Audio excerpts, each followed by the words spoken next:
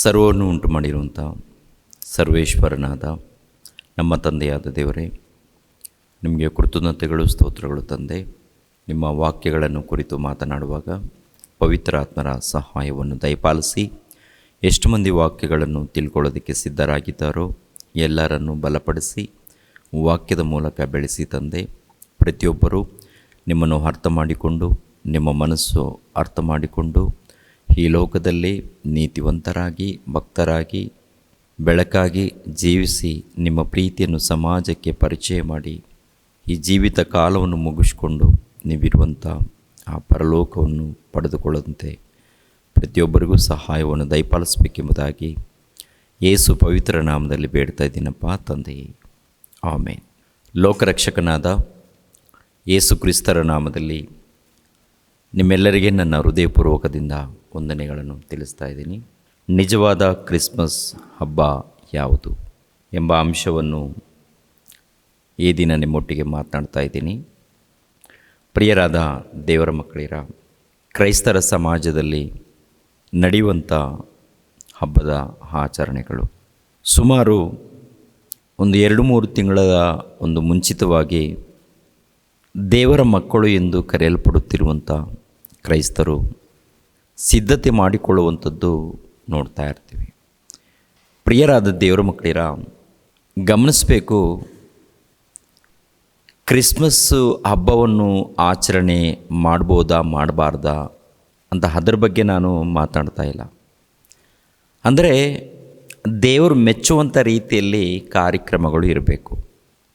ವರ್ಷಕ್ಕೆ ಒಂದು ಸಾರಿ ಡಿಸೆಂಬರ್ ಬಂತು ಅಂತ ತಿಳ್ಕೊಳ್ಳಿ, ಕ್ರೈಸ್ತರ ಕುಟುಂಬದಲ್ಲಿ ಸಂತೋಷದ ಒಂದು ಸಡಗರ ಕಾರ್ಯಕ್ರಮಗಳು, ಚಿಕ್ಕ ಮಕ್ಕಳು ಮೊದಲುಗೊಂಡು ದೊಡ್ಡವ್ರ ತನಕ. ಇದರಲ್ಲಿ ಏನು ನೋಡ್ತಾ ಇರ್ತೀವಿ ನಾವು? ಹಬ್ಬ ಬಂತು ಅಂತ ತಿಳ್ಕೊಳ್ಳಿ, ಅಂದರೆ ಡಿಸೆಂಬರ್ ಬಂತು ಅಂತ ತಿಳ್ಕೊಳ್ಳಿ.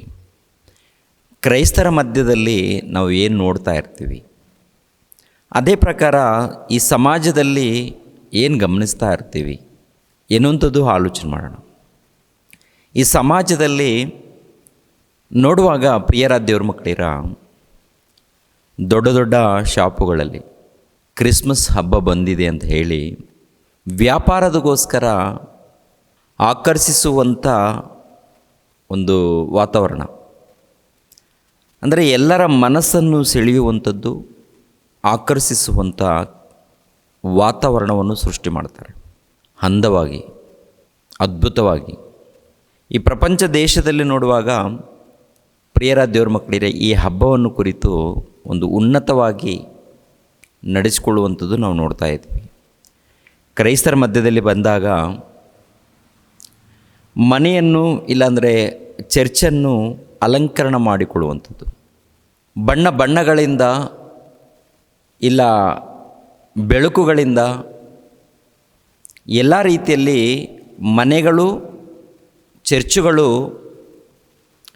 ಈ ಡಿಸೆಂಬರ್ ತಿಂಗಳಲ್ಲಿ ಇಲ್ಲ ಜನವರಿ ತಿಂಗಳಲ್ಲಿ ಅದ್ಭುತವಾಗಿ ಅಲಂಕರಣ ಮಾಡಿಕೊಳ್ಳುವಂಥದ್ದು ನೋಡ್ತಾ ಇರ್ತೀವಿ. ಈ ಪ್ರಪಂಚ ದೇಶದಲ್ಲಿ ಎಲ್ಲ ಕಡೆ ಗಮನಿಸುವಾಗ ಇದು ನಡೀತಾ ಇದೆ. ಅದು ಮಾಡಿಕೊಳ್ಳೋದು ತಪ್ಪಾ ಸರಿನಾ ಅಂತ ನೋಡುವಾಗ ದೇವರ ಒಂದು ಕಾರ್ಯಕ್ರಮಗಳನ್ನು, ಅಂದರೆ ವಾಕ್ಯದ ಪ್ರಕಾರ ಜೀವಿಸಿದಾಗ, ವಾಕ್ಯದ ಪ್ರಕಾರ ನಡ್ಕೊಂಡಾಗ ತೊಂದರೆ ಇಲ್ಲ. ಬದುಕುಗಳು ವಾಕ್ಯದ ಪ್ರಕಾರ ಇಲ್ಲದೆ ಹೋದ್ರೇ ತೊಂದರೆ. ಏನು ಮಾಡಿಕೊಂಡ್ರೂ ತೊಂದರೆನೇ, ಅದು ಸಮಸ್ಯೆಗಳು. ಅಂದರೆ ವಾಕ್ಯದ ಪ್ರಕಾರ ಕಾರ್ಯಕ್ರಮಗಳು ನಡಿಬೇಕು, ವಾಕ್ಯದ ಪ್ರಕಾರ ಬೋಧನೆ, ಹಾಡುಗಳು ನಡಿಬೇಕು. ಮೊಟ್ಟ ಮೊದಲು ದೇವರ ಜ್ಞಾನವನ್ನು ಪರಿಚಯ ಆಗಬೇಕು. ಯಾಕೆಂದರೆ ಒಂದು ಮಾತು ಬರೆಯಲ್ಪಟ್ಟಿದೆ ರೀ, ಎಫೆಸದವರಿಗೆ ಬರೆದ ಪತ್ರಿಕೆ 5ನೇ ಅಧ್ಯಾಯ 19ನೇ ವಚನ. ಆದರೆ ಪವಿತ್ರಾತ್ಮ ಭರಿತರಾಗಿದ್ದು ಕೀರ್ತನೆಗಳಿಂದಲೂ ಆತ್ಮ ಸಂಬಂಧವಾದ ಪದಗಳಿಂದಲೂ ಒಬ್ಬರಿಗೊಬ್ಬರು ಮಾತಾಡಿಕೊಳ್ಳುತ್ತಾ ನಿಮ್ಮ ಹೃದಯಗಳಲ್ಲಿ ಕರ್ತನಿಗೆ ಗಾನ ಮಾಡುತ್ತಾ ಕೀರ್ತನೆ ಹಾಡುತ್ತಾ ಯಾವಾಗಲೂ ಎಲ್ಲ ಕಾರ್ಯಗಳಿಗೋಸ್ಕರ ನಮ್ಮ ಕರ್ತನಾದ ಯೇಸು ಕ್ರಿಸ್ತನ ಹೆಸರಿನಲ್ಲಿ ತಂದೆಯಾದ ದೇವರಿಗೆ ಸ್ತೋತ್ರ ಮಾಡುತ್ತಾ ಕ್ರಿಸ್ತನಿಗೆ ಭಯಪಡುವವರಾಗಿದ್ದು ಒಬ್ಬರಿಗೊಬ್ಬರು ವಿನಯವುಳ್ಳವರಾಗಿ ನಡೆದುಕೊಳ್ಳಿರಿ. ಯಾವಾಗಲೂ ಏನ್ರಿ? ಯಾವಾಗಲೂ ಎಲ್ಲ ಕಾರ್ಯಗಳಿಗೋಸ್ಕರ ನಮ್ಮ ಕರ್ತನಾದ ಯೇಸು ಕ್ರಿಸ್ತನ ಹೆಸರಿನಲ್ಲಿ ತಂದೆಯಾದ ದೇವರಿಗೆ ಸ್ತೋತ್ರ ಮಾಡುತ್ತಾ. ಯಾವಾಗಲೂ ಅಂತ ನೋಡುವಾಗ ವರ್ಷಕ್ಕೊಂದು ಸಾರಿ ಅಲ್ಲ, ತಿಂಗಳಿಗೆ ಒಂದು ಸಾರಿ ಅಲ್ಲ, ವಾರಕ್ಕೆ ಒಂದು ಸಾರಿ ಅಲ್ಲ, ಪ್ರತಿನಿತ್ಯ. ಏನಿಲ್ಲ ರೀ, ಯೇಸು ಪ್ರಭು ಈ ಲೋಕಕ್ಕೆ ಬಂದಿದ್ದಾರೆ, ಜನ್ಮಿಸಿದ್ದಾರೆ, ಡಿಸೆಂಬರ್ 25ನೇ ತಾರೀಕು ನಾವು ಆಚರಣೆ ಮಾಡಿಕೊಳ್ತೀವಿ. ಒಂದು ವೇಳೆ ಯೇಸು ಕ್ರಿಸ್ತರ ಮೇಲೆ ಪ್ರೀತಿ, ಅಭಿಮಾನ, ಭಕ್ತಿ ಇತ್ತು ಅಂದರೆ ಪ್ರಾರಂಭದ ಆಜ್ಞೆಗಳನ್ನು ಪಾಲಿಸಬೇಕು. ನಿಜವಾಗಲೂ ಯೇಸು ಕ್ರಿಸ್ತರನ್ನು ನಾವು ಪ್ರೀತಿಸ್ತಾ ಇದ್ದೀವ? ನಿಜವಾಗಲೂ ದೇವರನ್ನು ನಾವು ಪ್ರೀತಿಸ್ತಾ ಇದ್ದೀವ? ದೇವರನ್ನು ಪ್ರೀತಿಸಿದರೆ, ದೇವರನ್ನು ಇಷ್ಟಪಟ್ಟರೆ, ಯೇಸು ಕ್ರಿಸ್ತರಂದರೆ ಪಂಚ ಪ್ರಾಣ ಅಂತ ನೀನು ಅಂದುಕೊಂಡ್ರೆ ಅವರು ಹೇಳಿರುವಂಥ ಆಜ್ಞೆಗಳನ್ನು ಪಾಲಿಸ್ಬೇಕಂತೆ. ಪ್ರಭು ಹೇಳಿರುವಂಥ ಆಜ್ಞೆಗಳನ್ನು ಪಾಲಿಸ್ಬೇಕು. ಬರ್ತ್ಡೇ ಕಾರ್ಯಕ್ರಮ ನೀವು ಮಾಡ್ಕೊಳ್ತೀರೋ ಬಿಡುತ್ತೀರೋ, ಹಬ್ಬವನ್ನು ಆಚರಣೆ ಮಾಡ್ತೀರೋ ಬಿಡುತ್ತೀರೋ, ಅದು ನಿಮ್ಮ ಲೆಕ್ಕಕ್ಕೆ ಬರುತ್ತೆ, ದೇವ್ರ ಲೆಕ್ಕಕ್ಕಲ್ಲ. ಗಮನಿಸಬೇಕು ಪ್ರಿಯರ ದೇವ್ರ ಮಕ್ಕಳಿರ. ಈ ಹಬ್ಬಗಳು ಇಲ್ಲಾಂದರೆ ಬರ್ತ್ಡೇ ಕಾರ್ಯಕ್ರಮಗಳು, ಇನ್ನು ಉಳಿದಿರುವಂಥ ಈ ಕಾರ್ಯಕ್ರಮಗಳಿದೆ ನೋಡಿ, ಇವೇನು ಮಾಡಿಕೊಂಡ್ರೂ ಕೂಡ ನಮ್ಮ ಸಂತೋಷದಗೋಸ್ಕರ, ದೇವರು ಸಂತೋಷ ಪಡೋದಕ್ಕೋಸ್ಕರ ಅಲ್ಲ. ದೇವರು ಸಂತೋಷ ಪಡಬೇಕಾದ್ರೆ, ಅಲ್ಲಿ ದೇವರು ಮಹಿಮೆ ಹೊಂದಬೇಕಾದ್ರೆ ದೇವರು ಮೆಚ್ಚುವಂಥ ಕಾರ್ಯಕ್ರಮಗಳು ನಡಿಬೇಕು. ಮನೆಗಳು ಅಲಂಕಾರ ನಡೀತಾ ಇದೆ, ಓಕೆ ಇರಲಿ, ಅವರವರ ಕಷ್ಟ ಸುಖ. ಚರ್ಚುಗಳು ಅಲಂಕರಣ ನಡೀತಾ ಇದೆ, ಓಕೆ ಅದನ್ನು ಕೂಡ ಇರಲಿ, ಅವರವರ ಕಷ್ಟ ಸುಖ. ಆನಂತರ ಏನು ನಡೀತಾ ಇದೆ? ಮುಂಚಿತವಾಗಿ ಸಿದ್ಧತೆ ಮನೆಯಲ್ಲಿ ವಸ್ತ್ರಗಳಿಗೋಸ್ಕರ, ಅಂದರೆ ಮನೆಗಳು, ಚರ್ಚುಗಳು ಅಲಂಕರಣಗೋಸ್ಕರ ನಡೀತಾ ಇದೆ, ಇರಲಿ, ಅದರ ಬಗ್ಗೆ ನಾನು ಮಾತಾಡ್ತಾ ಇಲ್ಲ. ಅದೊಂದು ರೀತಿಯಲ್ಲಿ ನಡೀತಾ ಇದೆ, ಓಕೆ, ಅದ್ಭುತವಾಗಿ ಕಾಣುತ್ತಾ ಇರಲಿ. ಮನೆಗಳು ಕೂಡ ಒಳ್ಳೆ ರೀತಿಯಲ್ಲಿ ಅಲಂಕರಣ ಮಾಡ್ಕೊಳ್ತೀರಾ, ಓಕೆ ಇರಲಿ. ಅದೇ ಪ್ರಕಾರ ಒಳ್ಳೆ ವಸ್ತ್ರಗಳನ್ನು ಧರಿಸ್ಕೊಳ್ತೀರಾ, ಓಕೆ, ಅದು ಅವ್ರವ್ರಿಗೆ ಸಂಬಂಧಪಟ್ಟದ್ದು, ಅವ್ರ ಕಷ್ಟ ಸುಖ. ಪ್ರಾಮುಖ್ಯವಾದಂಥ ಸಂಗತಿಗಳನ್ನು ದೇವರ ಮಕ್ಕಳು ಎಂದು ಕರೆಯಲ್ಪಡುತ್ತಿರುವಂಥ ಕ್ರೈಸ್ತರು ಮರಿತಾ ಇದ್ದೀವಿ, ಬಿಡ್ತಾ ಇದ್ದೀವಿ. ಒಳ್ಳೆ ಒಳ್ಳೆ ವಸ್ತ್ರಗಳನ್ನು ನಾವು ಹಾಕೋಬಾರ್ದ? ಪರವಾಗಿಲ್ಲ, ತೊಂದರೆ ಇಲ್ಲ, ತಕ್ಕ ಹಾಗಿರಬೇಕು. ಒಳ್ಳೆ ಒಳ್ಳೆ ಊಟ, ಅದನ್ನು ತಕ್ಕ ಹಾಗಿರಬೇಕು.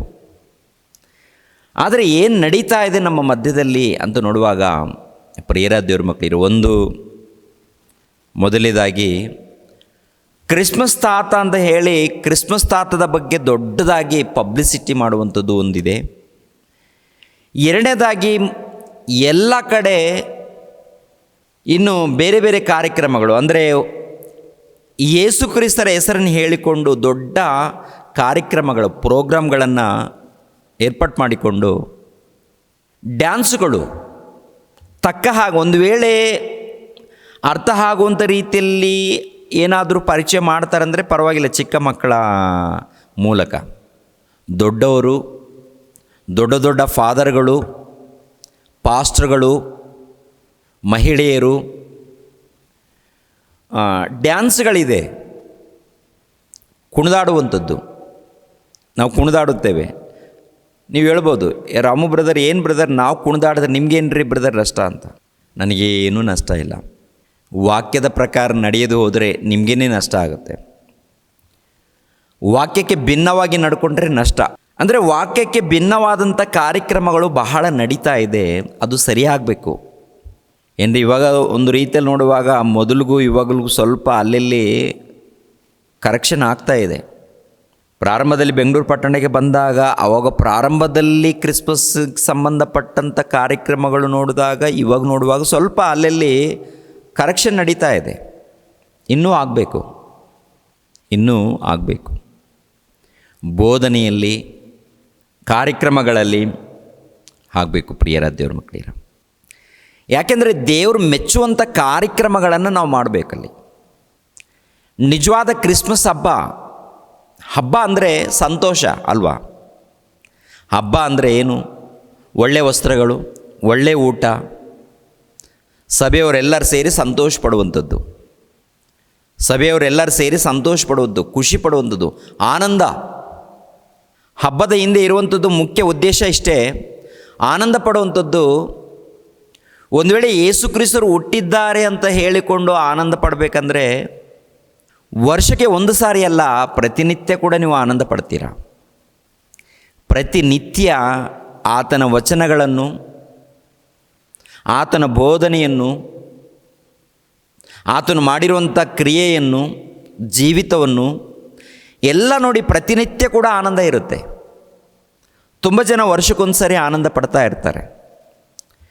ಅವ್ರಿಗೂ ಗೊತ್ತಿಲ್ಲ ಅಂತ ಅನಿಸುತ್ತೆ, ದೇವರ ವಾಕ್ಯದ ವಿಷಯದಲ್ಲಿ ಸರಿಯಾದ ರೀತಿಯಲ್ಲಿ ಗೊತ್ತಿಲ್ಲ ಅನಿಸುತ್ತೆ ರೀ. ಈ ಸಮಾಜದಲ್ಲಿ ನೋಡುವ ಕೆಲವು ಕಾರ್ಯಕ್ರಮಗಳು, ಕೆಲವು ಕಡೆ ಕ್ರಿಸ್ಮಸ್ ಟ್ರೀ, ಕ್ರಿಸ್ಮಸ್ ಕೇಕು, ಆಮೇಲೆ ಕ್ರಿಸ್ಮಸ್ ಸ್ಟಾರ್, ಕ್ರಿಸ್ಮಸ್ ತಾತ.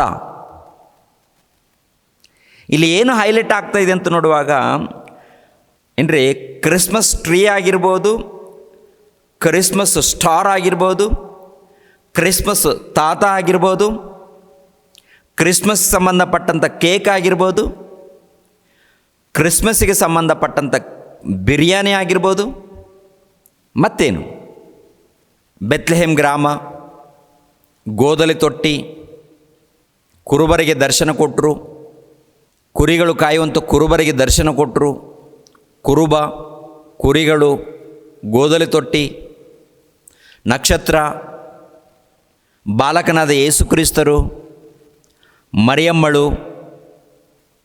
ಹೀಗೆ ಪರಿಚಯ ನಡೀತಾ ಇದೆ. ಇದು ಚಿಕ್ಕ ಚಿಕ್ಕ ಪರಿಚಯ ಮಾಡಿಕೊಂಡು ಕುಣಿದಾಟಗಳು, ಆಟಗಳು, ಆನಂತರ ಜೊತೆಗೆ ಕೂಗಾಟನೂ ದೊಡ್ಡದಾಗಿದೆ ರೀ. ದೊಡ್ಡದಾಗಿ ಕೂಗಾಟ ನಡೀತಾ ಇದೆ, ದೊಡ್ಡದಾಗಿ ಡ್ಯಾನ್ಸ್ಗಳು ನಡೀತಾ ಇದೆ, ದೊಡ್ಡದಾಗಿ ಏನ್ರಿ ಈ ಸಮಾಜದಲ್ಲಿ ಹೀಗೆ ನಡೀತಾ ಇದೆ ಪ್ರಿಯರ ದೇವ್ರ ಮಕ್ಕಳಿರ. ಯುವತಿಯರು, ಪುರುಷರು, ಸ್ತ್ರೀಯರು ಸಮಾಜವನ್ನು ಕಾಪಾಡುವಂಥ ರೀತಿಯಲ್ಲಿ ವಸ್ತ್ರಧಾರಣೆಗಳು ಇರಬೇಕು.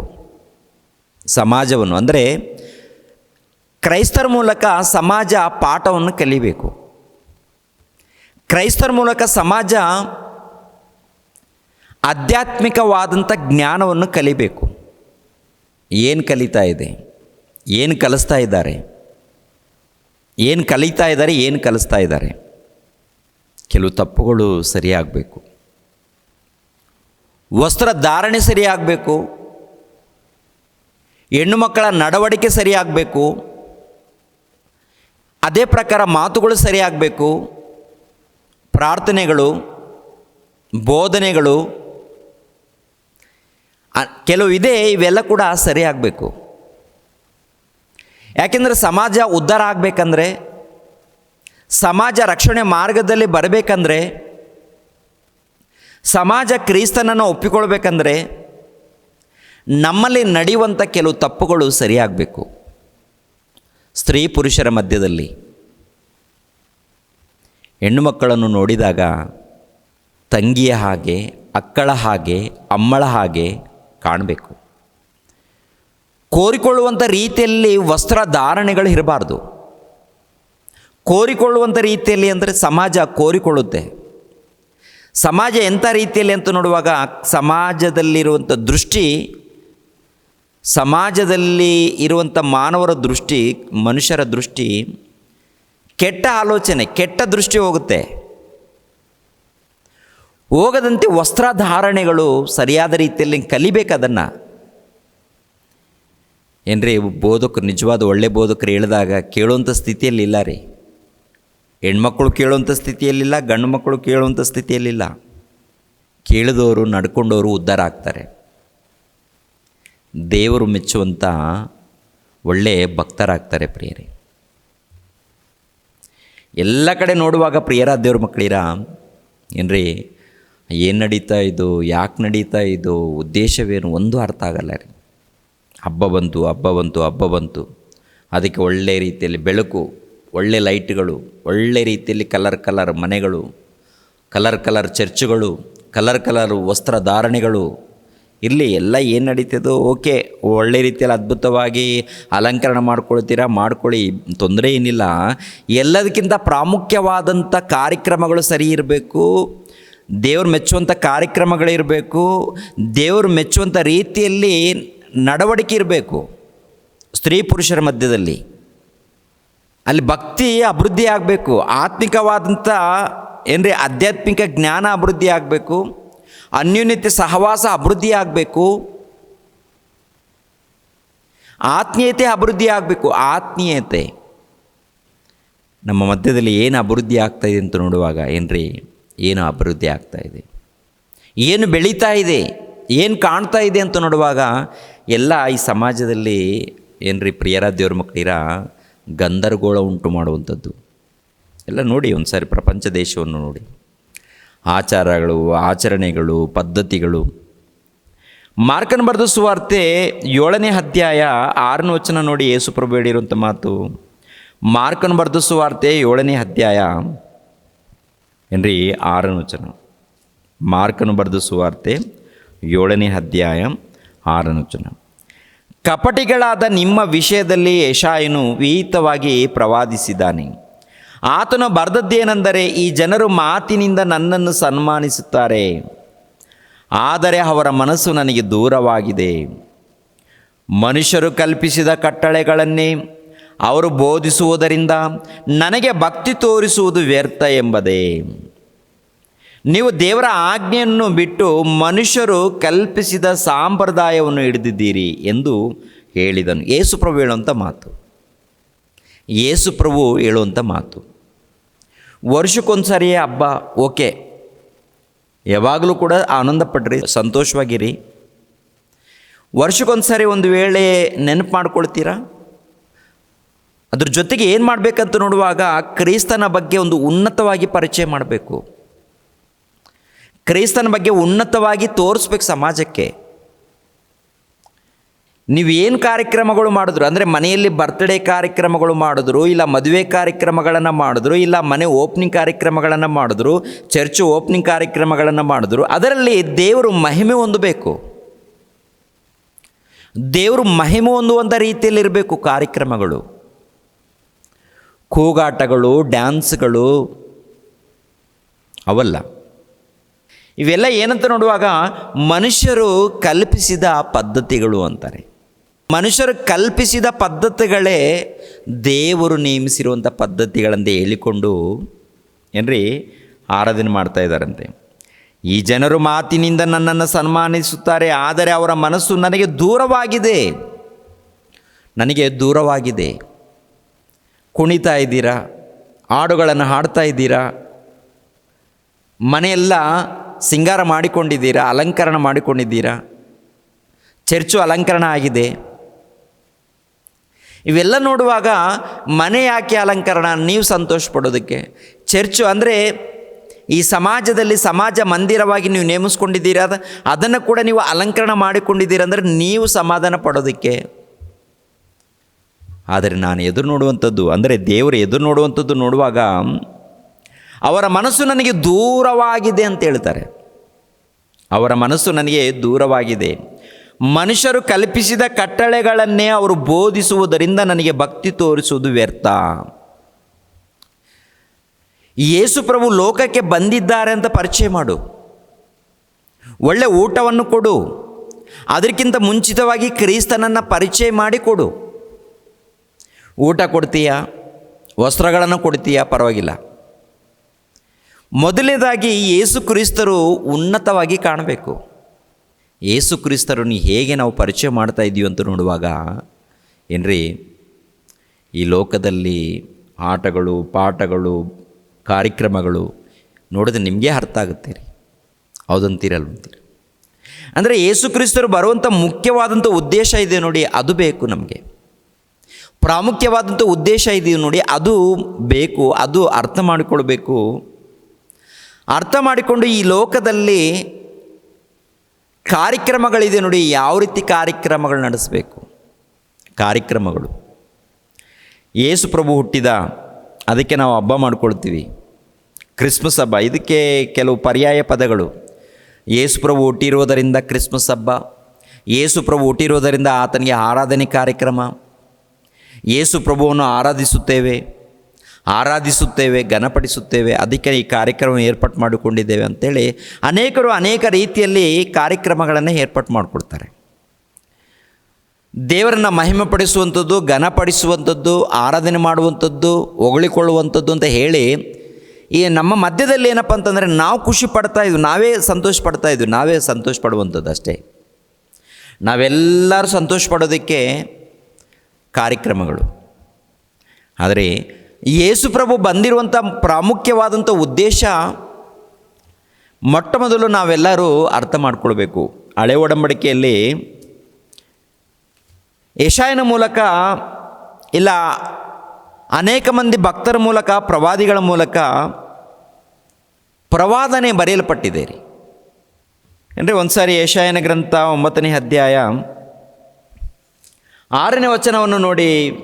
ಯೆಶಾಯನ ಗ್ರಂಥ 9ನೇ ಅಧ್ಯಾಯ 6ನೇ ವಚನ 7ನೇ ವಚನ.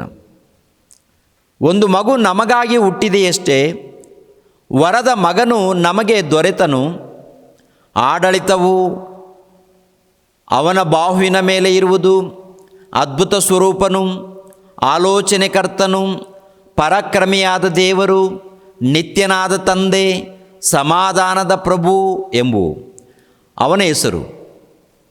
ಅವನ ಮುಖಾಂತರ ದಾವೀದನ ಸಿಂಹಾಸನದ ಆಡಳಿತವು ಅಭಿವೃದ್ಧಿಯಾಗುವುದು, ದಾವೀದನ ರಾಜ್ಯದಲ್ಲಿ ನಿತ್ಯ ಸಮಾಧಾನವಿರುವುದು. ಆ ರಾಜ್ಯವು ಇಂದಿನಿಂದ ಯಾವಾಗಲೂ ನೀತಿ ನ್ಯಾಯಗಳ ಮೂಲಕ ಸ್ಥಾಪಿತವಾಗಿ ಸ್ಥಿರಗೊಳ್ಳುವುದು. ಸೇನಾಧೀಶ್ವರನಾದ ಯೆಹೋವನ ಅನುಗ್ರಹವು ಇದನ್ನು ನೆರವೇರಿಸುವುದು ಅಂತ ಹೇಳ್ತಾರೆ. ಇದನ್ನು ನೆರವೇರಿಸುವುದು ಅಂತ ಅಂದರೆ ಈ ವಚನದಲ್ಲಿ ನೋಡುವಾಗ ಒಬ್ಬ ಮಗನು ನಮಗಾಗಿ ಹುಟ್ಟಿದ್ದಾನೆ. ಆ ಮಗನು ವರದ ಮಗನು. ಆನಂತರ ಆಡಳಿತವು ಆತನ ಬಾಹುವಿನ ಮೇಲೆ ಇರುವುದು, ಆತನು ಅದ್ಭುತ ಸ್ವರೂಪನು, ಆಲೋಚನೆಕರ್ತನು, ಪರಾಕ್ರಮಿಯಾದ ದೇವರು, ನಿತ್ಯನಾದ ತಂದೆ, ಸಮಾಧಾನದ ಪ್ರಭು ಎಂಬುವ ಅವನ ಹೆಸರು ಅಂತ. ಅಂದರೆ ಯೇಸು ಕ್ರಿಸ್ತರು ಭೂಲೋಕಕ್ಕೆ ಬಂದಿದ್ದಾರೆ. ಅಂದರೆ ಏನು ಮಾತಾಡ್ತೀವಿ ಅಂತ ನೋಡುವಾಗ 2000 ವರ್ಷಗಳ ಹಿಂದೆ ಯೇಸು ಪ್ರಭು ಜನ್ಮಿಸಿದರು. ಯೆರೂಸಲೇಮ್ ಪಟ್ಟಣದಲ್ಲಿ ಒಂದು ಗ್ರಾಮ ಇದೆ, ಬೆತ್ಲೆಹೇಮ್ ಗ್ರಾಮ. ಆ ಗ್ರಾಮದಲ್ಲಿ ಗೋಧಲಿ ತೊಟ್ಟಿಯಲ್ಲಿ ಜನ್ಮಿಸಿದ ಅಂತೇಳಿ, ಗೋಧಲಿ ತೊಟ್ಟಿಗೋಸ್ಕರ ಒಂದು ಹಾಡು, ಬೆತ್ಲೆಹೇಮ್ಗೋಸ್ಕರ ಒಂದು ಹಾಡು. ಯೇಸು ಪ್ರಭು ಬಾಲಕನಾಗಿದ್ದಾಗ, ಮಗುವಾಗಿ ಹುಟ್ಟಿದಾಗ ಮೂಡಣ ದೇಶದಿಂದ ಜ್ಞಾನಿಗಳು ಬಂದಿದ್ದಾರೆ, ಅದಕ್ಕೊಂದು ಹಾಡು. ಕ್ರಿಸ್ಮಸ್ ಹಬ್ಬ ಬಂದಿದೆ, ಇದಕ್ಕೆ ಸಂಬಂಧಪಟ್ಟಂಥ ಹಾಡುಗಳು. ಅಂದರೆ ಪ್ರಿಯರ ದೇವ್ರ ಮಕ್ಕಳಿರ, ನಾವು ಏನು ಮಾಡಿದ್ರೂ ಅದು ವಾಕ್ಯದ ಪ್ರಕಾರ ಇರಬೇಕಂತೀನಿ ಅಷ್ಟೇ. ನಾನು ಬೇರೆ ವಿಷಯದಲ್ಲೇನು ಬೇರೆ ರೀತಿಯಲ್ಲಿ ನಾನು ಮಾತಾಡ್ತಾ ಇಲ್ಲ. ವಾಕ್ಯದ ಪ್ರಕಾರ ಇರಬೇಕಿದೆ ಅಂತ ಇದ್ದೀನಿ ನಾನು. ಬೆತ್ಲೆಹೇಮ್ ಗ್ರಾಮದಲ್ಲಿ ಯೇಸು ಪ್ರಭು ಹುಟ್ಟಿದ. ಅಂದರೆ ಯಾವ ಸ್ಥಳದಲ್ಲಿ ಹುಟ್ಟಿದ್ದಾನೆ ಎನ್ನುವಂಥದ್ದು ಕ್ಲಾರಿಟಿ ಇರಲ್ಲ. ಗೋಧಿಯ ತೊಟ್ಟಿಯಲ್ಲಿ ಹುಟ್ಟಿದ್ದಾನೆ ಅಂತೇಳಿ ಅದನ್ನು ಹೈಲೈಟ್ ಮಾಡುವಂಥದ್ದು. ಆತನು ಯಾಕೆ ಹುಟ್ಟಿದ್ದಾನೆ, ಆತನು ಯಾರು, ಆತನು ಹುಟ್ಟಿದ್ದಾನ ಬಂದಿದ್ದಾನ ಎನ್ನುವಂಥದ್ದು ಮಾತಾಡಬೇಕು ಏನ್ರಿ ಪ್ರಿಯರ ದೇವ್ರ ಮಕ್ಕಳಿರ. ಆತನು ಮಹಾಶಕ್ತನು ಪ್ರಿಯರೇ, ಕ್ರಿಸ್ತನು. ಆತನ ಬಗ್ಗೆ ನೋಡುವಾಗ ಯೆಶಾಯ ಗ್ರಂಥ ಇದೆಯಲ್ವ, ಯೆಶಾಯ ಗ್ರಂಥ ಕ್ರಿಸ್ತ ಪೂರ್ವ 720 ವರ್ಷಗಳ ಹಿಂದೆ ಯೆಶಾಯ ಪ್ರವಾದಿ ಇರ್ತಾನೆ. ಆ ಯೆಶಾಯ ಪ್ರವಾದಿಯ ಮೂಲಕ ಬರೆಯಲ್ಪಟ್ಟಿರುವಂಥ ಮಾತು. ಏನನ್ನು ಬರೆಯಲ್ಪಟ್ಟಿದೆ ಅಂತ ನೋಡುವಾಗ, ಒಂದು ಮಗು ನಮಗಾಗಿ ಹುಟ್ಟಿದೆಯಷ್ಟೇ. ಆ ಮಗು ವರದ ಮಗು. ಅಂದರೆ ಆಶೀರ್ವಾದದ ಮಗು, ಇಲ್ಲಾಂದರೆ ವರದ ಮಗು. ಅಂದರೆ ಕೊಡಲ್ಪಟ್ಟಿದೆ ಆ ಮಗು. ಆ ಮಗುವನ್ನು ಕೊಡಲ್ಪಟ್ಟಿದ್ದಾರೆ, ದೇವರು ಕೊಟ್ಟಿದ್ದಾರೆ ಬಹುಮಾನವಾಗಿ ಅನುಗ್ರಹಿಸಿದ್ದಾನೆ, ದೇವರು ಅನುಗ್ರಹಿಸಿದ್ದಾನೆ. ಯಾಕೆ? ಕಾರಣ ಏನು? ಉದ್ದೇಶವೇನು ಏನ್ರಿ? ಆಲೋಚನೆ ಮಾಡಿ. ಕ್ರಿಸ್ತಪೂರ್ವ 720 ಹುಟ್ಟಿದ್ದಾನ. ನಮಗಾಗಿ ಒಂದು ಮಗು ನಮಗಾಗಿ ಹುಟ್ಟಿದೆಯಷ್ಟೇ ಅಂತ ಹೇಳ್ತಾರೆ. ಅರ್ಥ ಏನದು? ಒಂದು ಮಗು ನಮಗಾಗಿ ಹುಟ್ಟಿದೆಯಷ್ಟೇ ಅಂದರೆ ಹುಟ್ಟಿದ್ದಾನೆ, ಆಲ್ರೆಡಿ ಹುಟ್ಟಿದ್ದಾನೆ. ಕ್ರಿಸ್ತಪೂರ್ವ 720 ವರ್ಷದಲ್ಲಿ ಮುಂಚಿತವಾಗಿ ಯೇಸು ಪ್ರಭು ಹುಟ್ಟಿದ್ದಾನ ಅಂದರೆ ಅರ್ಥ ಏನಂತ ನೋಡುವಾಗ ಏನ್ರಿ ಪ್ರಿಯರ ದೇವ್ರ ಮಕ್ಕಳಿರ, ಮುಂಚಿತವಾಗಿ ನೇಮಿಸಲ್ಪಟ್ಟಿದ್ದಾನೆ. ಯೇಸು ಪ್ರಭು ಮುಂಚಿತವಾಗಿ ನೇಮಿಸಲ್ಪಟ್ಟಿದ್ದಾರೆ. ಯಾವಾಗ ನೇಮಿಸಲ್ಪಟ್ಟಿದ್ದಾರೆ, ಯಾವಾಗ ಹುಟ್ಟಿದ್ದಾರೆ, ಯಾವಾಗ ನೇಮಿಸಲ್ಪಟ್ಟಿದ್ದಾರೆ ಅಂತ ನೋಡುವಾಗ ಏನ್ರಿ ಪ್ರಿಯರ ದೇವ್ರ ಮಕ್ಕಳಿರ, ಏನ್ರಿ ಈ ವಚನ ಬರೆಯಲ್ಪಟ್ಟಿದೆಯಲ್ವಾ, ನಮಗೋಸ್ಕರ ನೇಮಿಸಲ್ಪಟ್ಟಿದ್ದಾರಂತೆ. ಅಂದರೆ ನಮಗೋಸ್ಕರ ಅಂದರೆ ಇಸ್ರಾಯೇಲ್ರಿಗೋಸ್ಕರ, ಭೂಲೋಕದಲ್ಲಿದ್ದಂಥ ಸರ್ವಮಾನವ್ರಿಗೋಸ್ಕರ, ಇಸ್ರಾಯೇಲ್ರಿಗೋಸ್ಕರ, ಯೆಹೂದ್ಯರಿಗೋಸ್ಕರ, ಸರ್ವಮಾನವ್ರಿಗೋಸ್ಕರ, ಅನ್ಯರಿಗೋಸ್ಕರ, ಇಸ್ರಾಯೇಲ್ರಿಗೋಸ್ಕರ ಮುಂಚಿತವಾಗಿ ನೇಮಿಸಲ್ಪಟ್ಟಿದ್ದಾನೆ ಇಲ್ವಾ ಅಂತ ನೋಡುವಾಗ, ಯಾವಾಗ ಮುಂಚಿತವಾಗಿ ನೇಮಿಸಲ್ಪಟ್ಟಿದ್ದಾನೆ? ಪೇತ್ರನು ಬರೆದ ಮೊದಲನೇ ಪತ್ರಿಕೆ 1ನೇ ಅಧ್ಯಾಯ 20ನೇ ವಚನ. ಆತನು ಜಗದುತ್ಪತ್ತಿಗೆ ಮೊದಲೇ ಗೊತ್ತು ಮಾಡಲ್ಪಟ್ಟು ಅಂತ್ಯಕಾಲದಲ್ಲಿ ನಿಮಗಾಗಿ ಪ್ರತ್ಯಕ್ಷನಾದನು. ಆತನು ಜಗದುತ್ಪತ್ತಿಗೆ ಮೊದಲೇ ಗೊತ್ತು ಮಾಡಲ್ಪಟ್ಟು, ಯಾವಾಗ ಗೊತ್ತು ಮಾಡಲ್ಪಟ್ಟಿದ್ದಾನೆ? ಯಾವಾಗ ನೇಮಿಸಲ್ಪಟ್ಟಿದ್ದಾನೆ? ಯಾವಾಗ ಹುಟ್ಟಿದ್ದಾನಂದರೆ ಆಲ್ರೆಡಿ ಪರಲೋಕದಲ್ಲಿ ಇದ್ದಾನೆ.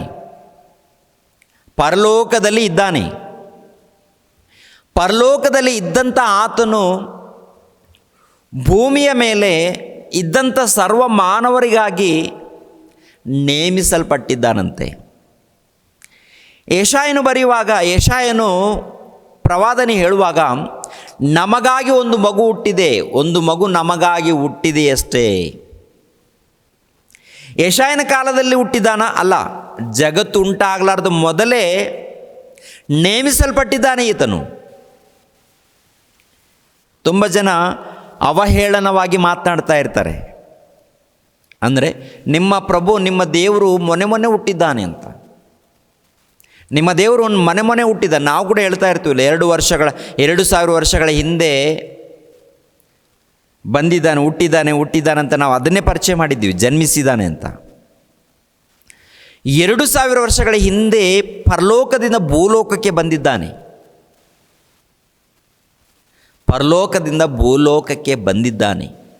ಮರಿಯಮ್ಮಳ ಮೂಲಕ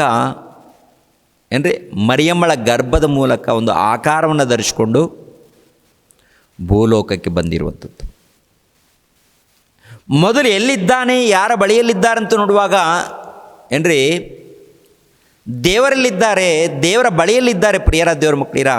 ಆವಾಗಲೇ ಅಂದರೆ ಪರಲೋಕದಲ್ಲಿ ದೇವರ ಬಳಿಯಲ್ಲಿ ಇದ್ದಾಗಲೇ ನೇಮಿಸಲ್ಪಟ್ಟಿದ್ದಾರಂತೆ, ಗೊತ್ತು ಮಾಡಲ್ಪಟ್ಟಿದ್ದಾರಂತೆ ಅವರು ಭೂಲೋಕಕ್ಕೆ ಹೋಗಬೇಕು ಅಂತ. ಅಂದರೆ ಜಗತ್ತುಂಟಾಗಲಾರ್ದ ಮೊದಲೇ ಗೊತ್ತು ಮಾಡಲ್ಪಟ್ಟಿದ್ದಾರೆ ಅಂತ ನೋಡುವಾಗ ಜಗತ್ತೇ ಇರಲಿಲ್ಲಲ್ಲ. ಜಗತ್ತು ಇಲ್ಲದೆ ಇರುವಾಗ ಲೋಕ ಇಲ್ಲದೆ ಇರುವಾಗ ಆವಾಗಲೇ ಗೊತ್ತು ಮಾಡಲ್ಪಟ್ಟಿದ್ದಾರ, ಆವಾಗಲೇ ನೇಮಿಸಲ್ಪಟ್ಟಿದ್ದಾರ. ಅಂದರೆ ಪ್ರಿಯರ ದೇವ್ರ ಮಕ್ಕಳಿರ, ಅವರು ಮಾತ್ರವಲ್ಲ ಭೂಮಿಯ ಮೇಲೆ ಎಷ್ಟು ಮಂದಿ ಮಾನವರಿದ್ದಾರೋ ಎಲ್ಲರೂ ಕೂಡ ನೇಮಿಸಲ್ಪಟ್ಟಿದ್ದಾರೆ ಪ್ರಿಯರೇ. ಜಗತ್ತುಂಟಾಗಲಾರ್ದ ಮೊದಲೇ ನಿನ್ನನ್ನು ಕುರಿತು ನನ್ನನ್ನು ಕುರಿತು ಭೂಲೋಕದಲ್ಲಿದ್ದಂಥ ಸರ್ವ ಮಾನವರು, ಎಷ್ಟು ಮಂದಿ ಮಾನವರಿದ್ದಾರೋ ಎಲ್ಲರನ್ನು ದೇವರು ಆರಿಸಿಕೊಂಡಿದ್ದಾನೆ. ಎಲ್ಲರಿಗೋಸ್ಕರ ಕ್ರೈಸ್ತನನ್ನು ನೇಮಿಸಿದ್ದಾನೆ. ಎಲ್ಲರಿಗೋಸ್ಕರ. ಅದಕ್ಕೆ ಈ ಮಾತು ಆಲೋಚನೆ ಮಾಡುವಾಗ, ಆತನು ಜಗದುತ್ಪತ್ತಿಗೆ ಮೊದಲೇ ಗೊತ್ತು ಮಾಡಲ್ಪಟ್ಟು ಅಂತ್ಯಕಾಲದಲ್ಲಿ ನಿಮಗಾಗಿ ಪ್ರತ್ಯಕ್ಷನಾದನು. ಜಗದುತ್ಪತ್ತಿಗೆ ಮುಂಚಿತವಾಗಿಯೇ ಗೊತ್ತು ಮಾಡಲ್ಪಟ್ಟಿದ್ದಾನೆ. ಇದ್ದಾನ ಅಲ್ಲಿ? ಇದ್ದಾನೆ. ಎಲ್ಲಿ ಇರುತ್ತೆ ಆ ಮಾತಂತೂ ನೋಡುವಾಗ, ಜ್ಞಾನೋಕ್ತಿಗಳ ಗ್ರಂಥ 8ನೇ ಅಧ್ಯಾಯ, ಜ್ಞಾನೋಕ್ತಿಗಳ ಗ್ರಂಥ 8ನೇ ಅಧ್ಯಾಯ 26ನೇ ವಚನ. ಭೂಮಿಯ ಮೊದಲನೇ ಅಣುರೇಣನ್ನಾಗಲಿ ನಿರ್ಮಿಸದೇ ಇರುವಾಗ ನಾನು ಹುಟ್ಟಿದೆನು. ಆತನು ಸಾಗರದ ಮೇಲೆ ಚಕ್ರಕರವಾದ ಗೀಟನ್ನು ಎಳೆದು ಆಕಾಶಮಂಡಲವನ್ನು ಸ್ಥಾಪಿಸುವಾಗ ಅಲ್ಲಿದ್ದೆನು. ಆತನು ಗಗನವನ್ನು ಮೇಲೆ ಸ್ಥಿರಪಡಿಸಿ ಸಾಗರದ ಸೆಲೆಗಳನ್ನು ನೆಲೆಗೊಳಿಸಿ ಪ್ರವಾಹಗಳು ತನ್ನ ಅಪ್ಪಣೆಯನ್ನು ಮೀರದ ಹಾಗೆ ಸಮುದ್ರಕ್ಕೆ ಎಲೆಕಟ್ಟನ್ನು ನೇಮಿಸಿ ಭೂಮಿಯ ಅಸ್ಥಿವಾರಗಳನ್ನು ಗೊತ್ತು ಮಾಡುವಾಗ ನಾನು ಆತನ ಹತ್ತಿರ ಶಿಲ್ಪಿಯಾಗಿದ್ದುಕೊಂಡು ಪ್ರತಿದಿನವೂ ಆನಂದಿಸುತ್ತಾ ಯಾವಾಗಲೂ ಆತನ ಮುಂದೆ ವಿನೋದಿಸುತ್ತಾ ಆತನ ಭೂಲೋಕದಲ್ಲಿ ಉಲ್ಲಾಸಿಸುತ್ತಾ ಮಾನವ ಸಂತಾನದಲ್ಲಿ ಹರ್ಷಿಸುತ್ತಾ ಇದ್ದೆನು. ಅಂದರೆ ಜಗತ್ತು ಉಂಟಾಗಲಾರ್ದ ಮೊದಲೇ ಯೇಸುಪ್ರಭು ತಂದೆಯಾದ ದೇವರ ಮೂಲಕ ನೇಮಿಸಲ್ಪಟ್ಟಿದ್ದಾರೆ. ತಂದೆಯಾದ ದೇವರ ಮೂಲಕ ಜನ್ಮಿಸಿದ್ದಾರೆ. ಅವರು ಇದ್ದಾರೆ. ಯೇಸುಪ್ರಭು ಇದ್ದಾರೆ. ದೇವರ ಮೂಲಕ ನೇಮಿಸಲ್ಪಟ್ಟಿದ್ದಾರೆ. ಯಾವಾಗಂತೂ ನೋಡುವಾಗ ಜಗತ್ತು ಉಂಟಾಗಲಾರ್ದ ಮೊದಲೇ, ಜಗತ್ತುಂಟಾಗಲಾರ್ದ ಮೊದಲೇ ದೇವರ ಬಳಿಯಲ್ಲಿ ಪ್ರಭು ಇದ್ದಾರೆ. ಆವಾಗಲೇ ನೇಮಿಸಲ್ಪಟ್ಟಿದ್ದಾರೆ. ನಿನ್ನೆ ಮೊನ್ನೆ ಅಲ್ಲ. ತುಂಬ ಜನ ಏನು ಹೇಳ್ತಾರೆ ಗೊತ್ತಾ? ನಿಮ್ಮ ಯೇಸು ಪ್ರಭು ನಿನ್ನೆ ಮೊನ್ನೆ ಹುಟ್ಟಿದ್ದಾನೆ, ನಿನ್ನೆ ಮೊನ್ನೆ ಹುಟ್ಟಿದ್ದಾನೆ ಅಂತ. ಅದಕ್ಕಿಂತ ಮುಂಚಿತವಾಗಿ ಕೆಲವರು ಅರಸರಿದ್ದರು, ಅವರಿದ್ದರು, ಇವರಿದ್ದರು, ಅವರೆಲ್ಲರಿದ್ದರು. ಅಂದರೆ ಯೇಸು ಕ್ರಿಸ್ತರಿಗಿಂತ ಮುಂಚಿತವಾಗಿ ಯಾರ್ಯಾರೋ ಇದ್ದರು ಅಂತ ಹೇಳಿ ಇದ್ದಾರೆ. ಇಲ್ಲಂತ ನಾವು ಹೇಳ್ತಾ ಇಲ್ಲ. ಮನುಷ್ಯನ ಆಕಾರವನ್ನು ಧರಿಸ್ಕೊಂಡು ಭೂಲೋಕಕ್ಕೆ ಬಂದದ್ದು 2000 ವರ್ಷ. ಅದಕ್ಕಿಂತ ಮುಂಚಿತವಾಗಿ ಅವರು ಇದ್ದಾರಾ ಇಲ್ಲೋ ಅಂತ ನೋಡುವಾಗ ಪರಲೋಕದಲ್ಲಿದ್ದಾರೆ. ಯಾವಾಗಿದ್ದಾರಂತ ನೋಡುವಾಗ ಜಗತ್ತು ಉಂಟಾಗಲಾರ್ದ ಮೊದಲೇ. ಜಗತ್ತು ಯಾವಾಗ ಉಂಟಾಗಿದೆ? ಜಗತ್ತು ಯಾವಾಗ ಉಂಟಾಗಿದೆ?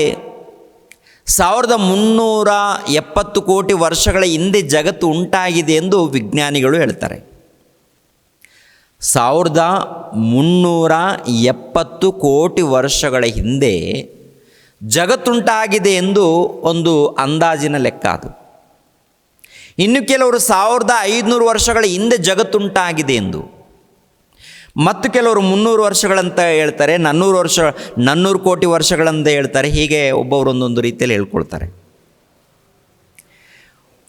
ಒಟ್ಟಿನಲ್ಲಿ ನೋಡುವಾಗ ಕೋಟ್ಯಾನುಗಟ್ಟಲೆ ವರ್ಷಗಳಾಗಿದೆ ಅಂತ ಗೊತ್ತಾಗುತ್ತೆ.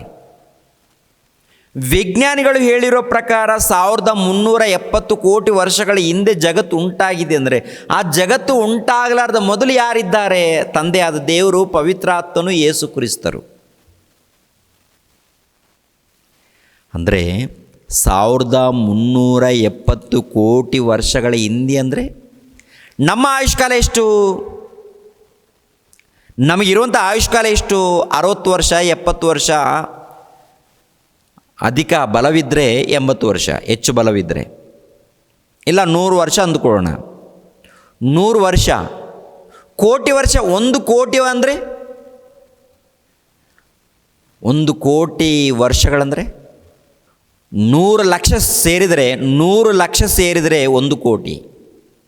100 ಲಕ್ಷ ವರ್ಷಗಳು ಸೇರಿದರೆ 1 ಕೋಟಿ. ಅಂಥದ್ದು 1370 ಕೋಟಿ ವರ್ಷಗಳ ಹಿಂದೆ ಅಂದರೆ ಲೆಕ್ಕ ಹಾಕಿ. ಅದಕ್ಕಿಂತ ಮುಂಚಿತವಾಗಿದ್ದಾರಾ ಅಂತ ನೋಡುವಾಗ ಇದ್ದಾರೆ. ದೇವರು ಹೇಳುವಂಥ ಮಾತು, ಪವಿತ್ರಾತ್ಮನ ಪ್ರೇರಣೆಯಿಂದ ಬರೆಯಲ್ಪಟ್ಟಿರುವಂಥ ಮಾತು, ಜಗತ್ತು ಉಂಟಾಗಲಾರ್ದ ಮೊದಲು ಪ್ರಭು ಇದ್ದಾರೆ. ಆವಾಗಲೇ ನೇಮಿಸಲ್ಪಟ್ಟಿದ್ದಾರಂತೆ. ಇವಾಗಲ್ಲ, ನಿನ್ನೆ ಮೊನ್ನೆ ಅಲ್ಲ,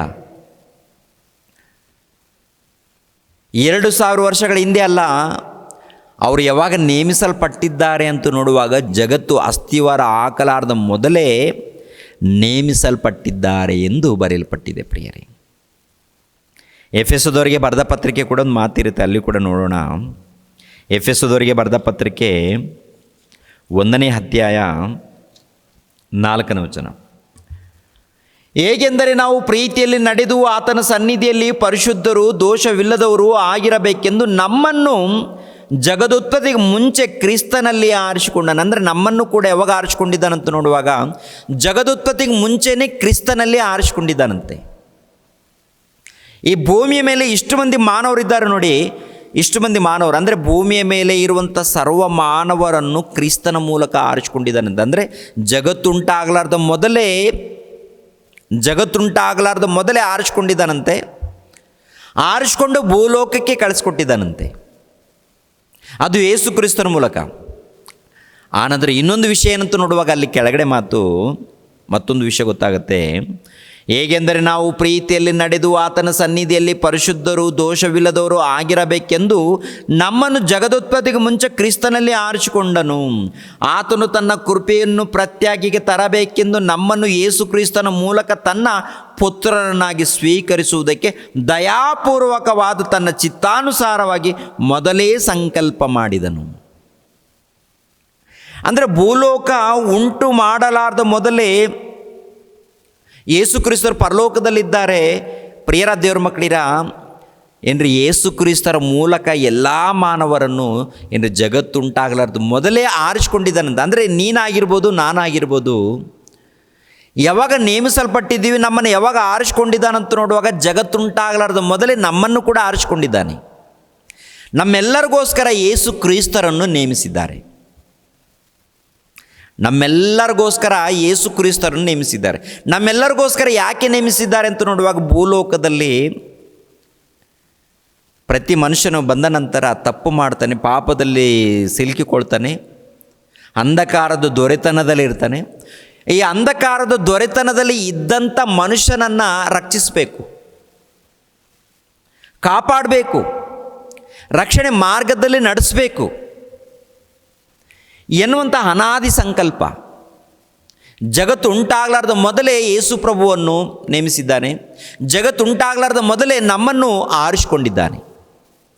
ನೀನಾಗಿರ್ಬೋದು, ನಾನಾಗಿರ್ಬೋದು, ಭೂಮಿಯ ಮೇಲೆ ವ್ಯರ್ಥವಾಗಿ ನಾವು ಹುಡ್ತಾ ಇಲ್ಲ. ನಮ್ಮನ್ನು ಆರಿಸಿಕೊಂಡಿರುವುದರಿಂದ ತಂದೆಯಾದ ದೇವರು ನಮ್ಮನ್ನು ನಮ್ಮ ತಾಯಿಯ ಗರ್ಭದಲ್ಲಿ ರೂಪಿಸಿದ್ದಾನೆ. ನಿಮ್ಮ ತಾಯಿಯ ಗರ್ಭದಲ್ಲಿ ನಿಮ್ಮನ್ನು, ನನ್ನ ತಾಯಿಯ ಗರ್ಭದಲ್ಲಿ ನನ್ನನ್ನು ದೇವರು ರೂಪಿಸಿದ್ದಾನೆ. ರೂಪಿಸಿ ಆಕಾರವನ್ನು ಕೊಟ್ಟು ಕಳಿಸ್ಕೊಡ್ತಾ ಇದ್ದಾನೆ. ಭಕ್ತಿಯಿಂದ ನಡೀರಿ ಅಂತ. ಈ ಲೋಕದಲ್ಲಿ ಪಾಪದ ವ್ಯಾಮೋಹದಲ್ಲಿ ಬಿದ್ದಿರೋದರಿಂದ ಎಲ್ಲರಿಗೂ ಒಂದು ಅದ್ಭುತವಾದಂಥ ಅವಕಾಶವನ್ನು ಕಲ್ಪಿಸಿಕೊಟ್ಟಿರುವಂಥದ್ದು. ಮತ್ತು ಯೆಶಾಯನ ಗ್ರಂಥಕ್ಕೆ ಬನ್ನಿ ಪ್ರಿಯರೇ. ಯೆಶಾಯನ ಗ್ರಂಥ 9ನೇ ಅಧ್ಯಾಯ 6ನೇ ವಚನ. ಒಂದು ಮಗು ನಮಗಾಗಿ ಹುಟ್ಟಿದೆಯಷ್ಟೇ, ಅಂದರೆ ಜಗತ್ತು ಉಂಟಾಗಲಾರ್ದ ಮೊದಲೇ ನೇಮಿಸಲ್ಪಟ್ಟಿದ್ದಾರೆ ಯೇಸು ಕ್ರಿಸ್ತರು.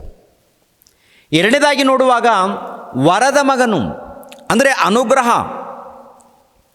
ದೇವರ ಮೂಲಕ ಅನುಗ್ರಹ ಪಡೆದವನು, ಅಂದರೆ ನಮಗೆ ವರವಾಗಿ ಕೊಟ್ಟಿದ್ದಾನೆ. ಭೂಲೋಕದಲ್ಲಿದ್ದಂಥ ವರವಾಗಿ ಯೇಸು ಪ್ರಭುವನ್ನು ಕೊಟ್ಟಿದ್ದಾನಂತೆ, ಗಿಫ್ಟಾಗಿ, ಬಹುಮಾನವಾಗಿ.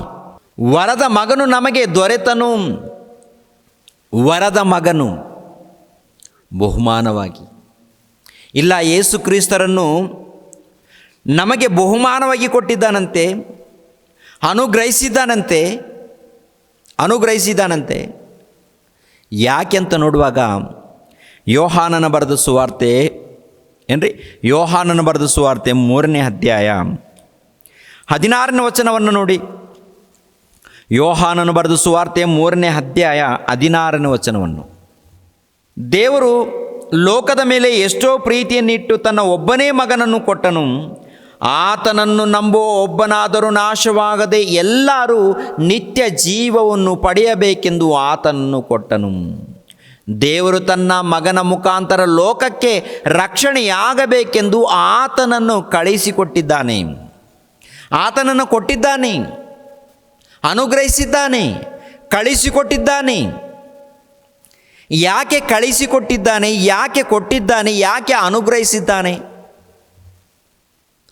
ವರದ ಮಗನು ಅಂದರೆ ಅನುಗ್ರಹದ ಮಗನು, ಬಹುಮಾನವಾಗಿ ಕೊಟ್ಟಿದ್ದಾನೆ ಈ ಲೋಕಕ್ಕೆ.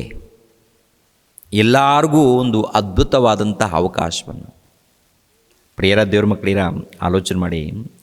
ರಕ್ಷಣೆಯಾಗಬೇಕೆಂದು ಅಂದರೆ ತನ್ನ ಮಗನ ಮುಖಾಂತರ ಲೋಕಕ್ಕೆ ರಕ್ಷಣೆಯಾಗಬೇಕು. ಯಾರ ಮೂಲಕ ರಕ್ಷಣೆ ಆಗಬೇಕು? ಯಾವುದರಿಂದ ರಕ್ಷಣೆ ಆಗಬೇಕು ಅಂತ ನೋಡುವಾಗ 1ನೇ ಅಧ್ಯಾಯ 29ನೇ ವಚನವನ್ನು ನೋಡಿ. 1ನೇ ಅಧ್ಯಾಯ 29ನೇ ವಚನ. ಮರುದಿನ ಯೋಹಾನನು ತನ್ನ ಕಡೆಗೆ ಬರುವ ಯೇಸುವನ್ನು ನೋಡಿ, ಅಗೋ, ಯಜ್ಞಕ್ಕೆ ದೇವರು ನೇಮಿಸಿದ ಕುರಿ, ಲೋಕದ ಪಾಪವನ್ನು ನಿವಾರಣೆ ಮಾಡುವವನು ನನ್ನ ಹಿಂದೆ ಬರುವವನು. ಅಂದರೆ ದೇವರು ನೇಮಿಸಿದ ಕುರಿ, ದೇವರು ನೇಮಿಸಿದ ಕುರಿ, ಯಜ್ಞಕ್ಕೆ ನೇಮಿಸಿದ ಕುರಿ, ಬಲಿಯಾಗೋದಕ್ಕೆ ನೇಮಿಸಿದ್ದಾನ. ಜಗತ್ತು ಅಸ್ಥಿವಾರ ಹಾಕೋದಕ್ಕಿಂತ ಮುಂಚಿತವಾಗಿಲೇ ನೇಮಿಸಿದ್ದಾರಂತೆ ಯೇಸು ಕ್ರಿಸ್ತರನ್ನು. ಅಂದರೆ ಕುರಿ ಯಾಕೆ? ಬಲಿಯಾಗೋದಕ್ಕೆ. ಕುರಿಗಳನ್ನು ನೋಡುವಾಗ ಭೌತಿಕವಾಗಿ ಆಹಾರವಾಗಿ ಬಲಿಯಾಗುತ್ತೆ. ಯೇಸು ಕ್ರಿಸ್ತರನ್ನು ನೋಡುವಾಗ ಏನ್ರಿ, ಯಾವ ದೋಷವಿಲ್ಲದ ಕುರಿಯಾಗಿ ಬಲಿಯಾಗೋದಕ್ಕೆ, ಅಂದರೆ ಕುರಿಯ ಹಾಗೆ ಹೋಲಿಸಿದ್ದಾನೆ. ಭೂಲೋಕದಲ್ಲಿ ಇದ್ದಂಥ ಏನ್ರಿ ಎಲ್ಲರಿಗೂ ಪಾಪವನ್ನು ನಿವಾರಣೆ ಮಾಡೋದಕ್ಕೆ. ಯಾವುದನ್ನು? ಪಾಪವನ್ನು ನಿವಾರಣೆ. ಪ್ರಿಯರ ದೇವ್ರ ಮಕ್ಕಳಿರ, ಪಾಪ ಅಂದ್ರೇ ದೇವರಿಗೆ ಆಗೋದಿಲ್ಲ ರೀ. ಪಾಪ ಅಂದರೆ ದೇವರ ಧರ್ಮವನ್ನು ಮೀರಿ ನಡೆದುಕೊಳ್ಳುವಂಥದ್ದು. ಈ ಪಾಪದಲ್ಲಿ ದೊಡ್ಡ ಲಿಸ್ಟ್ ನೋಡಬೇಕಾದ್ರೆ ಕಣ್ಣಿನ ಮೂಲಕ ಪಾಪ ನಡೀತಾ ಇದೆ, ತುಟಿಗಳ ಮೂಲಕ ಪಾಪ ನಡೀತಾ ಇದೆ, ಕ್ರಿಯೆಗಳ ಮೂಲಕ ಪಾಪ ನಡೀತಾ ಇದೆ, ಹೃದಯದ ಮೂಲಕ ಪಾಪ ನಡೀತಾ ಇದೆ. ಟೋಟಲಿ ಪಾಪ ನೋಡುವಾಗ ಏನ್ರಿ, ದೇವರ ಸನ್ನಿಧಿಗೆ ಮುಟ್ಟಿಸೋದಿಲ್ಲ ರೀ, ದೇವರ ಬಳಿಗೆ ಸೇರಿಸೋದಿಲ್ಲ ರೀ. ಪಾಪ ಇದ್ದರೆ ದೇವರ ಬಳಿಗೆ ನಾವು ಸೇರೋದಿಲ್ಲ, ದೇವರ ಬಳಿಗೆ ನಾವು ಮುಟ್ಟೋದಿಲ್ಲ. ಅಂದರೆ ಪರಲೋಕಕ್ಕೆ ನಾವು ಹೋಗೋದಿಲ್ಲ, ದೇವರು ಸ್ವೀಕರಿಸೋದಿಲ್ಲ. ದೇವರು ನಮ್ಮನ್ನು ಸ್ವೀಕರಿಸಬೇಕು, ತನ್ನ ಮಕ್ಕಳಾಗಿ ಸ್ವೀಕರಿಸಬೇಕಾದ್ರೆ ಪರಿಶುದ್ಧರಾಗಿರಬೇಕು, ದೋಷವಿಲ್ಲದವರಾಗಿರಬೇಕು. ಮತ್ತು ಭೂಲೋಕದಲ್ಲಿ ನೋಡುವಾಗ ಎಲ್ಲರೂ ಪಾಪದಲ್ಲಿದ್ದಾರಾ ಇಲ್ವಂತ ನೋಡುವಾಗ ಎಲ್ಲರೂ ಪಾಪದಲ್ಲಿದ್ದಾರೆ. ಪಾಪ ಅಂದರೆ ಅರ್ಥ ಏನು? ದೇವರ ಧರ್ಮವನ್ನು ಮೀರುವಂಥದ್ದೇ ಪಾಪ.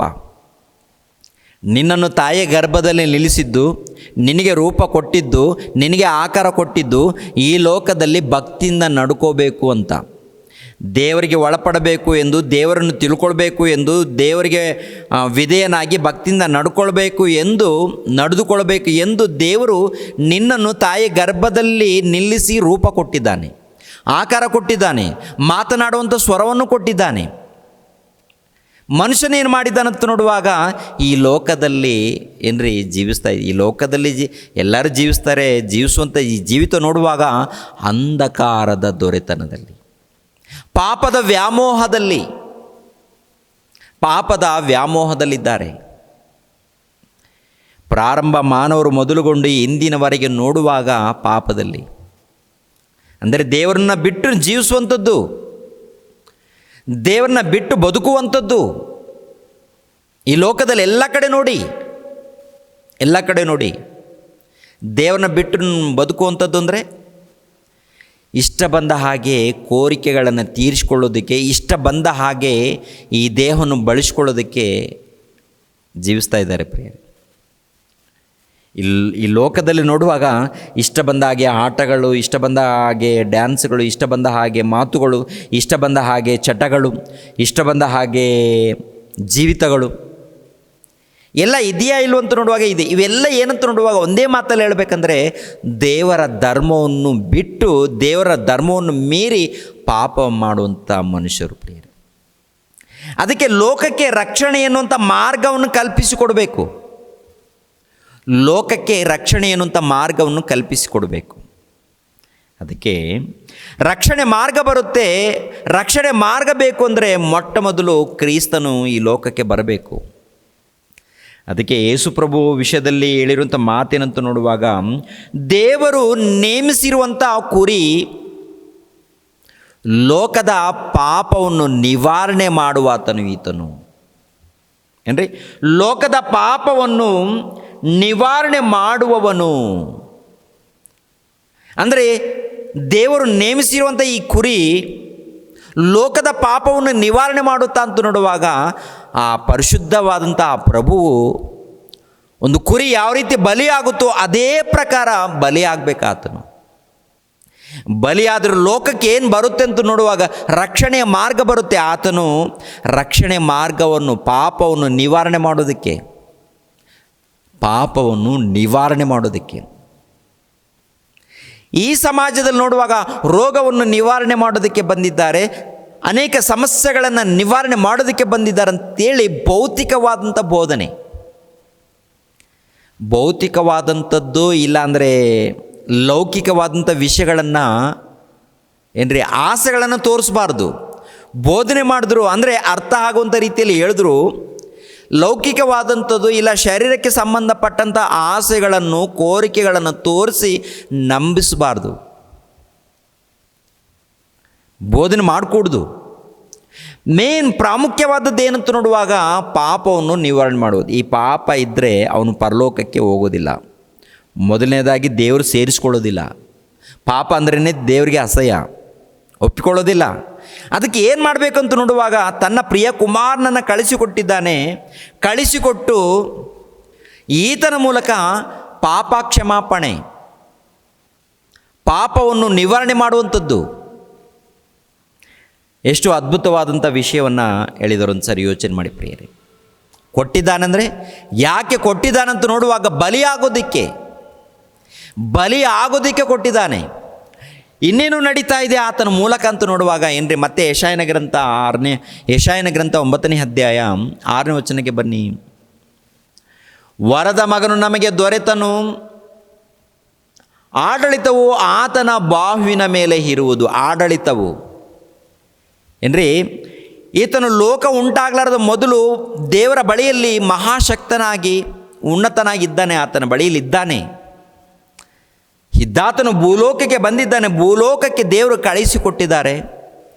ವರವಾಗಿ, ಅನುಗ್ರಹವಾಗಿ, ಬಹುಮಾನವಾಗಿ ಕೊಟ್ಟಿದ್ದಾರೆ. ಬಂದಿರುವಂಥ ಈತನು ಏನು ಮಾಡಿದ್ದಾನೆ? ಪಾಪ ನಿವಾರಣೆ, ಲೋಕಕ್ಕೆ ರಕ್ಷಣೆ. ಲೋಕದಲ್ಲಿದ್ದಂಥ ಪಾಪಿಗಳಿಗೆ ಪಾಪ ಕ್ಷಮಾಪಣೆ ಕೊಡುವಂಥದ್ದು, ಪಾಪವನ್ನು ನಿವಾರಣೆ ಮಾಡುವಂಥದ್ದು. ಪಾಪ ನಿವಾರಣೆ ಆಗಬೇಕಾದರೆ ಯೇಸು ಕ್ರಿಸ್ತರ ಮಾತುಗಳ ಮೂಲಕ, ವಾಕ್ಯದ ಮೂಲಕ, ಆತನ ರಕ್ತದ ಮೂಲಕ, ಆತನ ಜೀವಿತದ ಮೂಲಕ. 6ನೇ ವಚನ ಕೆಳಗಡೆ ಮಾತು, ಆಡಳಿತವು ಆತನ ಬಾಹುವಿನ ಮೇಲೆ ಇರುವುದು. ಆಡಳಿತ, ಪರಿಪಾಲನೆ ಆತನ ಮೇಲೆ ಇರುತ್ತಂತೆ. ಆತನ ಮೇಲೆ ಅಂದರೆ ಅದಕ್ಕಿಂತ ಮುಂಚಿತವಾಗಿ ನೋಡುವಾಗ ಪರಲೋಕದಲ್ಲೇ ಆಗಿರ್ಬೋದು, ಕ್ರಿಸ್ತ ಪೂರ್ವದಲ್ಲೇ ಆಗಿರ್ಬೋದು, ಆತನ ಮೇಲೆ ಆಡಳಿತ ಇದೆ ರೀ. ಅದೇ ಪ್ರಕಾರ ಹೊಸ ಒಡಂಬಡಿಕೆಯಲ್ಲಿ ಬಂದ ನಂತರ, ಅಂದರೆ ಭೂಮಿಯ ಮೇಲೆ ಬಂದ ನಂತರ ದೇವರ ರಾಜ್ಯವನ್ನು ಸ್ಥಾಪನೆ ಮಾಡ್ತಾ ಇದ್ದಾನೆ. ಆ ರಾಜ್ಯಕ್ಕೆ ಅಂತ್ಯವೇ ಇಲ್ಲ ಎಂದು ಹೇಳಿದ್ದಾನೆ. ಆ ರಾಜ್ಯದಲ್ಲಿ ಸೇರಿಸಲ್ಪಡಬೇಕಾದರೆ ಪ್ರತಿಯೊಬ್ಬರು ಕೂಡ ರಕ್ಷಣೆ ಮಾರ್ಗದಲ್ಲಿ ಇಲ್ಲ ಕ್ರಿಸ್ತನ ರಾಜ್ಯದಲ್ಲಿ ಸೇರಿಸಲ್ಪಡಬೇಕಾದರೆ ಅದಕ್ಕೊಂದು ಮಾರ್ಗವನ್ನು ಕಲ್ಪಿಸಿಕೊಟ್ಟಿದ್ದಾನೆ. ಪ್ರಿಯರಾದ ದೇವರ ಮಕ್ಕಳಿರ, ಆಲೋಚನೆ ಮಾಡಿ. ಹೊಸ ಒಡಂಬಡಿಕೆಯಲ್ಲಿ ಕೊಲೆಸದವರಿಗೆ ಬರೆದ ಪತ್ರಿಕೆ 1ನೇ ಅಧ್ಯಾಯ 13ನೇ ವಚನ ನೋಡಿ. 1ನೇ ಅಧ್ಯಾಯ 13ನೇ ವಚನದಲ್ಲಿ, ದೇವರು ನಮ್ಮನ್ನು ಅಂಧಕಾರದ ದೊರೆತನದಿಂದ ಬಿಡಿಸಿ ತನ್ನ ಪ್ರಿಯ ಕುಮಾರನ ರಾಜ್ಯದೊಳಗೆ ಸೇರಿಸಿದನು ಅಂತ ಇರುತ್ತೆ. ಆಡಳಿತ ಅಂದರೆ ಜಗತ್ತು ಉಂಟಾಗಲಾರ್ದು ಮೊದಲೇ ಪರಲೋಕದಲ್ಲಿದ್ದಾನೆ. ಪರಲೋಕದಲ್ಲಿ ಇದ್ದಂಥ ಪ್ರಭುವು ದೇವರಿಗೆ ಸಮಾನನಾಗಿ, ದೇವರ ಪ್ರತಿರೂಪವಾಗಿ, ದೇವರ ಮಗನಾಗಿ ಒಂದು ಉನ್ನತ ಸ್ಥಾನದಲ್ಲಿ ಇದ್ದಂಥ ಆತನು ಭೂಲೋಕಕ್ಕೆ ಬಂದಿದ್ದರೆ ಆತನ ಬಗ್ಗೆ ನೋಡುವಾಗ ಆಡಳಿತವು ಆತನ ಮೇಲೆ ಇದೆ, ಆತನ ಬಾಹುವಿನ ಮೇಲೆ ಇದೆ. ಆಡಳಿತ, ಪರಿಪಾಲನೆ ಅಂದರೆ ಭೂಲೋಕದಲ್ಲಿ ಮನುಷ್ಯರ ಮಧ್ಯದಲ್ಲಿ ನಡೆಯುವಂಥ ಪರಿಪಾಲನೆ ಆಗಿರ್ಬೋದು, ಅದೇ ಪ್ರಕಾರ ಪ್ರಕೃತಿಯಲ್ಲಿ ನಡೆಯುವಂಥ ಕಾರ್ಯಕ್ರಮಗಳಾಗಿರ್ಬೋದು. ಪ್ರಕೃತಿಯಿಂದ ಕಾರ್ಯಕ್ರಮ ನಡೀತಾ ಇದೆ ನೋಡಿ, ಈ ಪ್ರಕೃತಿಯಿಂದ, ಈ ಜಗತ್ತಿನ ಹಿಂದೆ ಕಾರ್ಯಕ್ರಮ ನಡೀತಾ ಇದೆ ನೋಡಿ. ಎಲ್ಲದರ ಹಿಂದೆ ಈತನ ಪರಿಪಾಲನೆ ಇದೆ, ಕ್ರಿಸ್ತನ ಆಡಳಿತ ಇದೆ. ಕ್ರೈಸ್ತ ಪೂರ್ವದಲ್ಲೇ ಆಗಿರ್ಬೋದು, 1ನೇ ಶತಮಾನದಲ್ಲೇ ಆಗಿರ್ಬೋದು, ಈಗಿನ ಕಾಲದಲ್ಲೇ ಆಗಿರ್ಬೋದು. ಇವೆಲ್ಲ ಪರಿಶೋಧನೆ ಮಾಡುವಾಗ ಏನ್ರಿ, ಎಲ್ಲದರ ಮೇಲೆ ಅಧಿಕಾರ, ಆಡಳಿತ, ಪರಿಪಾಲನೆ, ಪ್ರಕೃತಿಯ ಮೇಲೆ ಪರಿಪಾಲನೆ, ಮಾನವರ ರಾಜ್ಯಗಳ ಮೇಲೆ ಪರಿಪಾಲನೆ, ಎಲ್ಲ ರೀತಿಯಲ್ಲಿ ಯೇಸು ಕ್ರಿಸ್ತರ ಮೇಲೆ ಇದೆ ರೀ. ತಂದೆಯಾದ ದೇವರು ಕೊಟ್ಟಿರುವಂಥದ್ದು, ತಂದೆಯಾದ ದೇವರೇ ಯೇಸು ಕ್ರಿಸ್ತರಿಗೆ ಅಧಿಕಾರವನ್ನು ಕೊಟ್ಟಿರುವಂಥದ್ದು. ಅಧಿಕಾರವನ್ನು ಕ್ರಿಸ್ತ ಪೂರ್ವದಲ್ಲಿ ಇಲ್ಲ ಅಂತೀರಾ? ನೋಹನ ಕಾಲದಲ್ಲಿ ಆಗಿರ್ಬೋದು, ಇಲ್ಲ ಆನೋಕನ ಕಾಲದಲ್ಲಿ ಆಗಿರ್ಬೋದು, ಇಲ್ಲ ಏಬೇಲನ ಕಾಲದಲ್ಲಿ ಆಗಿರ್ಬೋದು. ಪ್ರಾರಂಭದಲ್ಲಿ ನೋಡುವಾಗ ಯೇಸು ಕ್ರಿಸ್ತರ ಪಾತ್ರ ಇಲ್ಲ ಅಂತೀರಾ? ಇದ್ದಾರೆ ಪ್ರಿಯರ ದೇವ್ರ ಮಕ್ಕಳಿರ. ಆನೋಕನ ಕಾಲದಲ್ಲಿ ಆತ್ಮಿಕವಾಗಿ, ಆತ್ಮದಲ್ಲಿ ಏನ್ರಿ, ಅವರ ಮಧ್ಯದಲ್ಲಿ ಆತ್ಮದಲ್ಲಿ ಏನ್ರಿ, ಆತ್ಮೀಯ ರೀತಿಯಲ್ಲಿ ಇದ್ದಾರೆ ಪ್ರಿಯರೇ, ಆತ್ಮೀಯ ರೀತಿಯಲ್ಲಿ. ಬೇಕಾದರೆ ಒಂದು ವಚನವನ್ನು ತೋರಿಸ್ತೀನಿ ನೋಡ್ರಿ, ನೋಹನ ಕಾಲದಲ್ಲಿ ಬಗ್ಗೆ ಏನ್ರಿ. ಪೇತ್ರನು ಬರೆದ ಮೊದಲನೇ ಪತ್ರಿಕೆ 3ನೇ ಅಧ್ಯಾಯ, ಪೇತ್ರನು ಬರೆದ ಮೊದಲನೇ ಪತ್ರಿಕೆ 3ನೇ ಅಧ್ಯಾಯ 18ನೇ ವಚನ.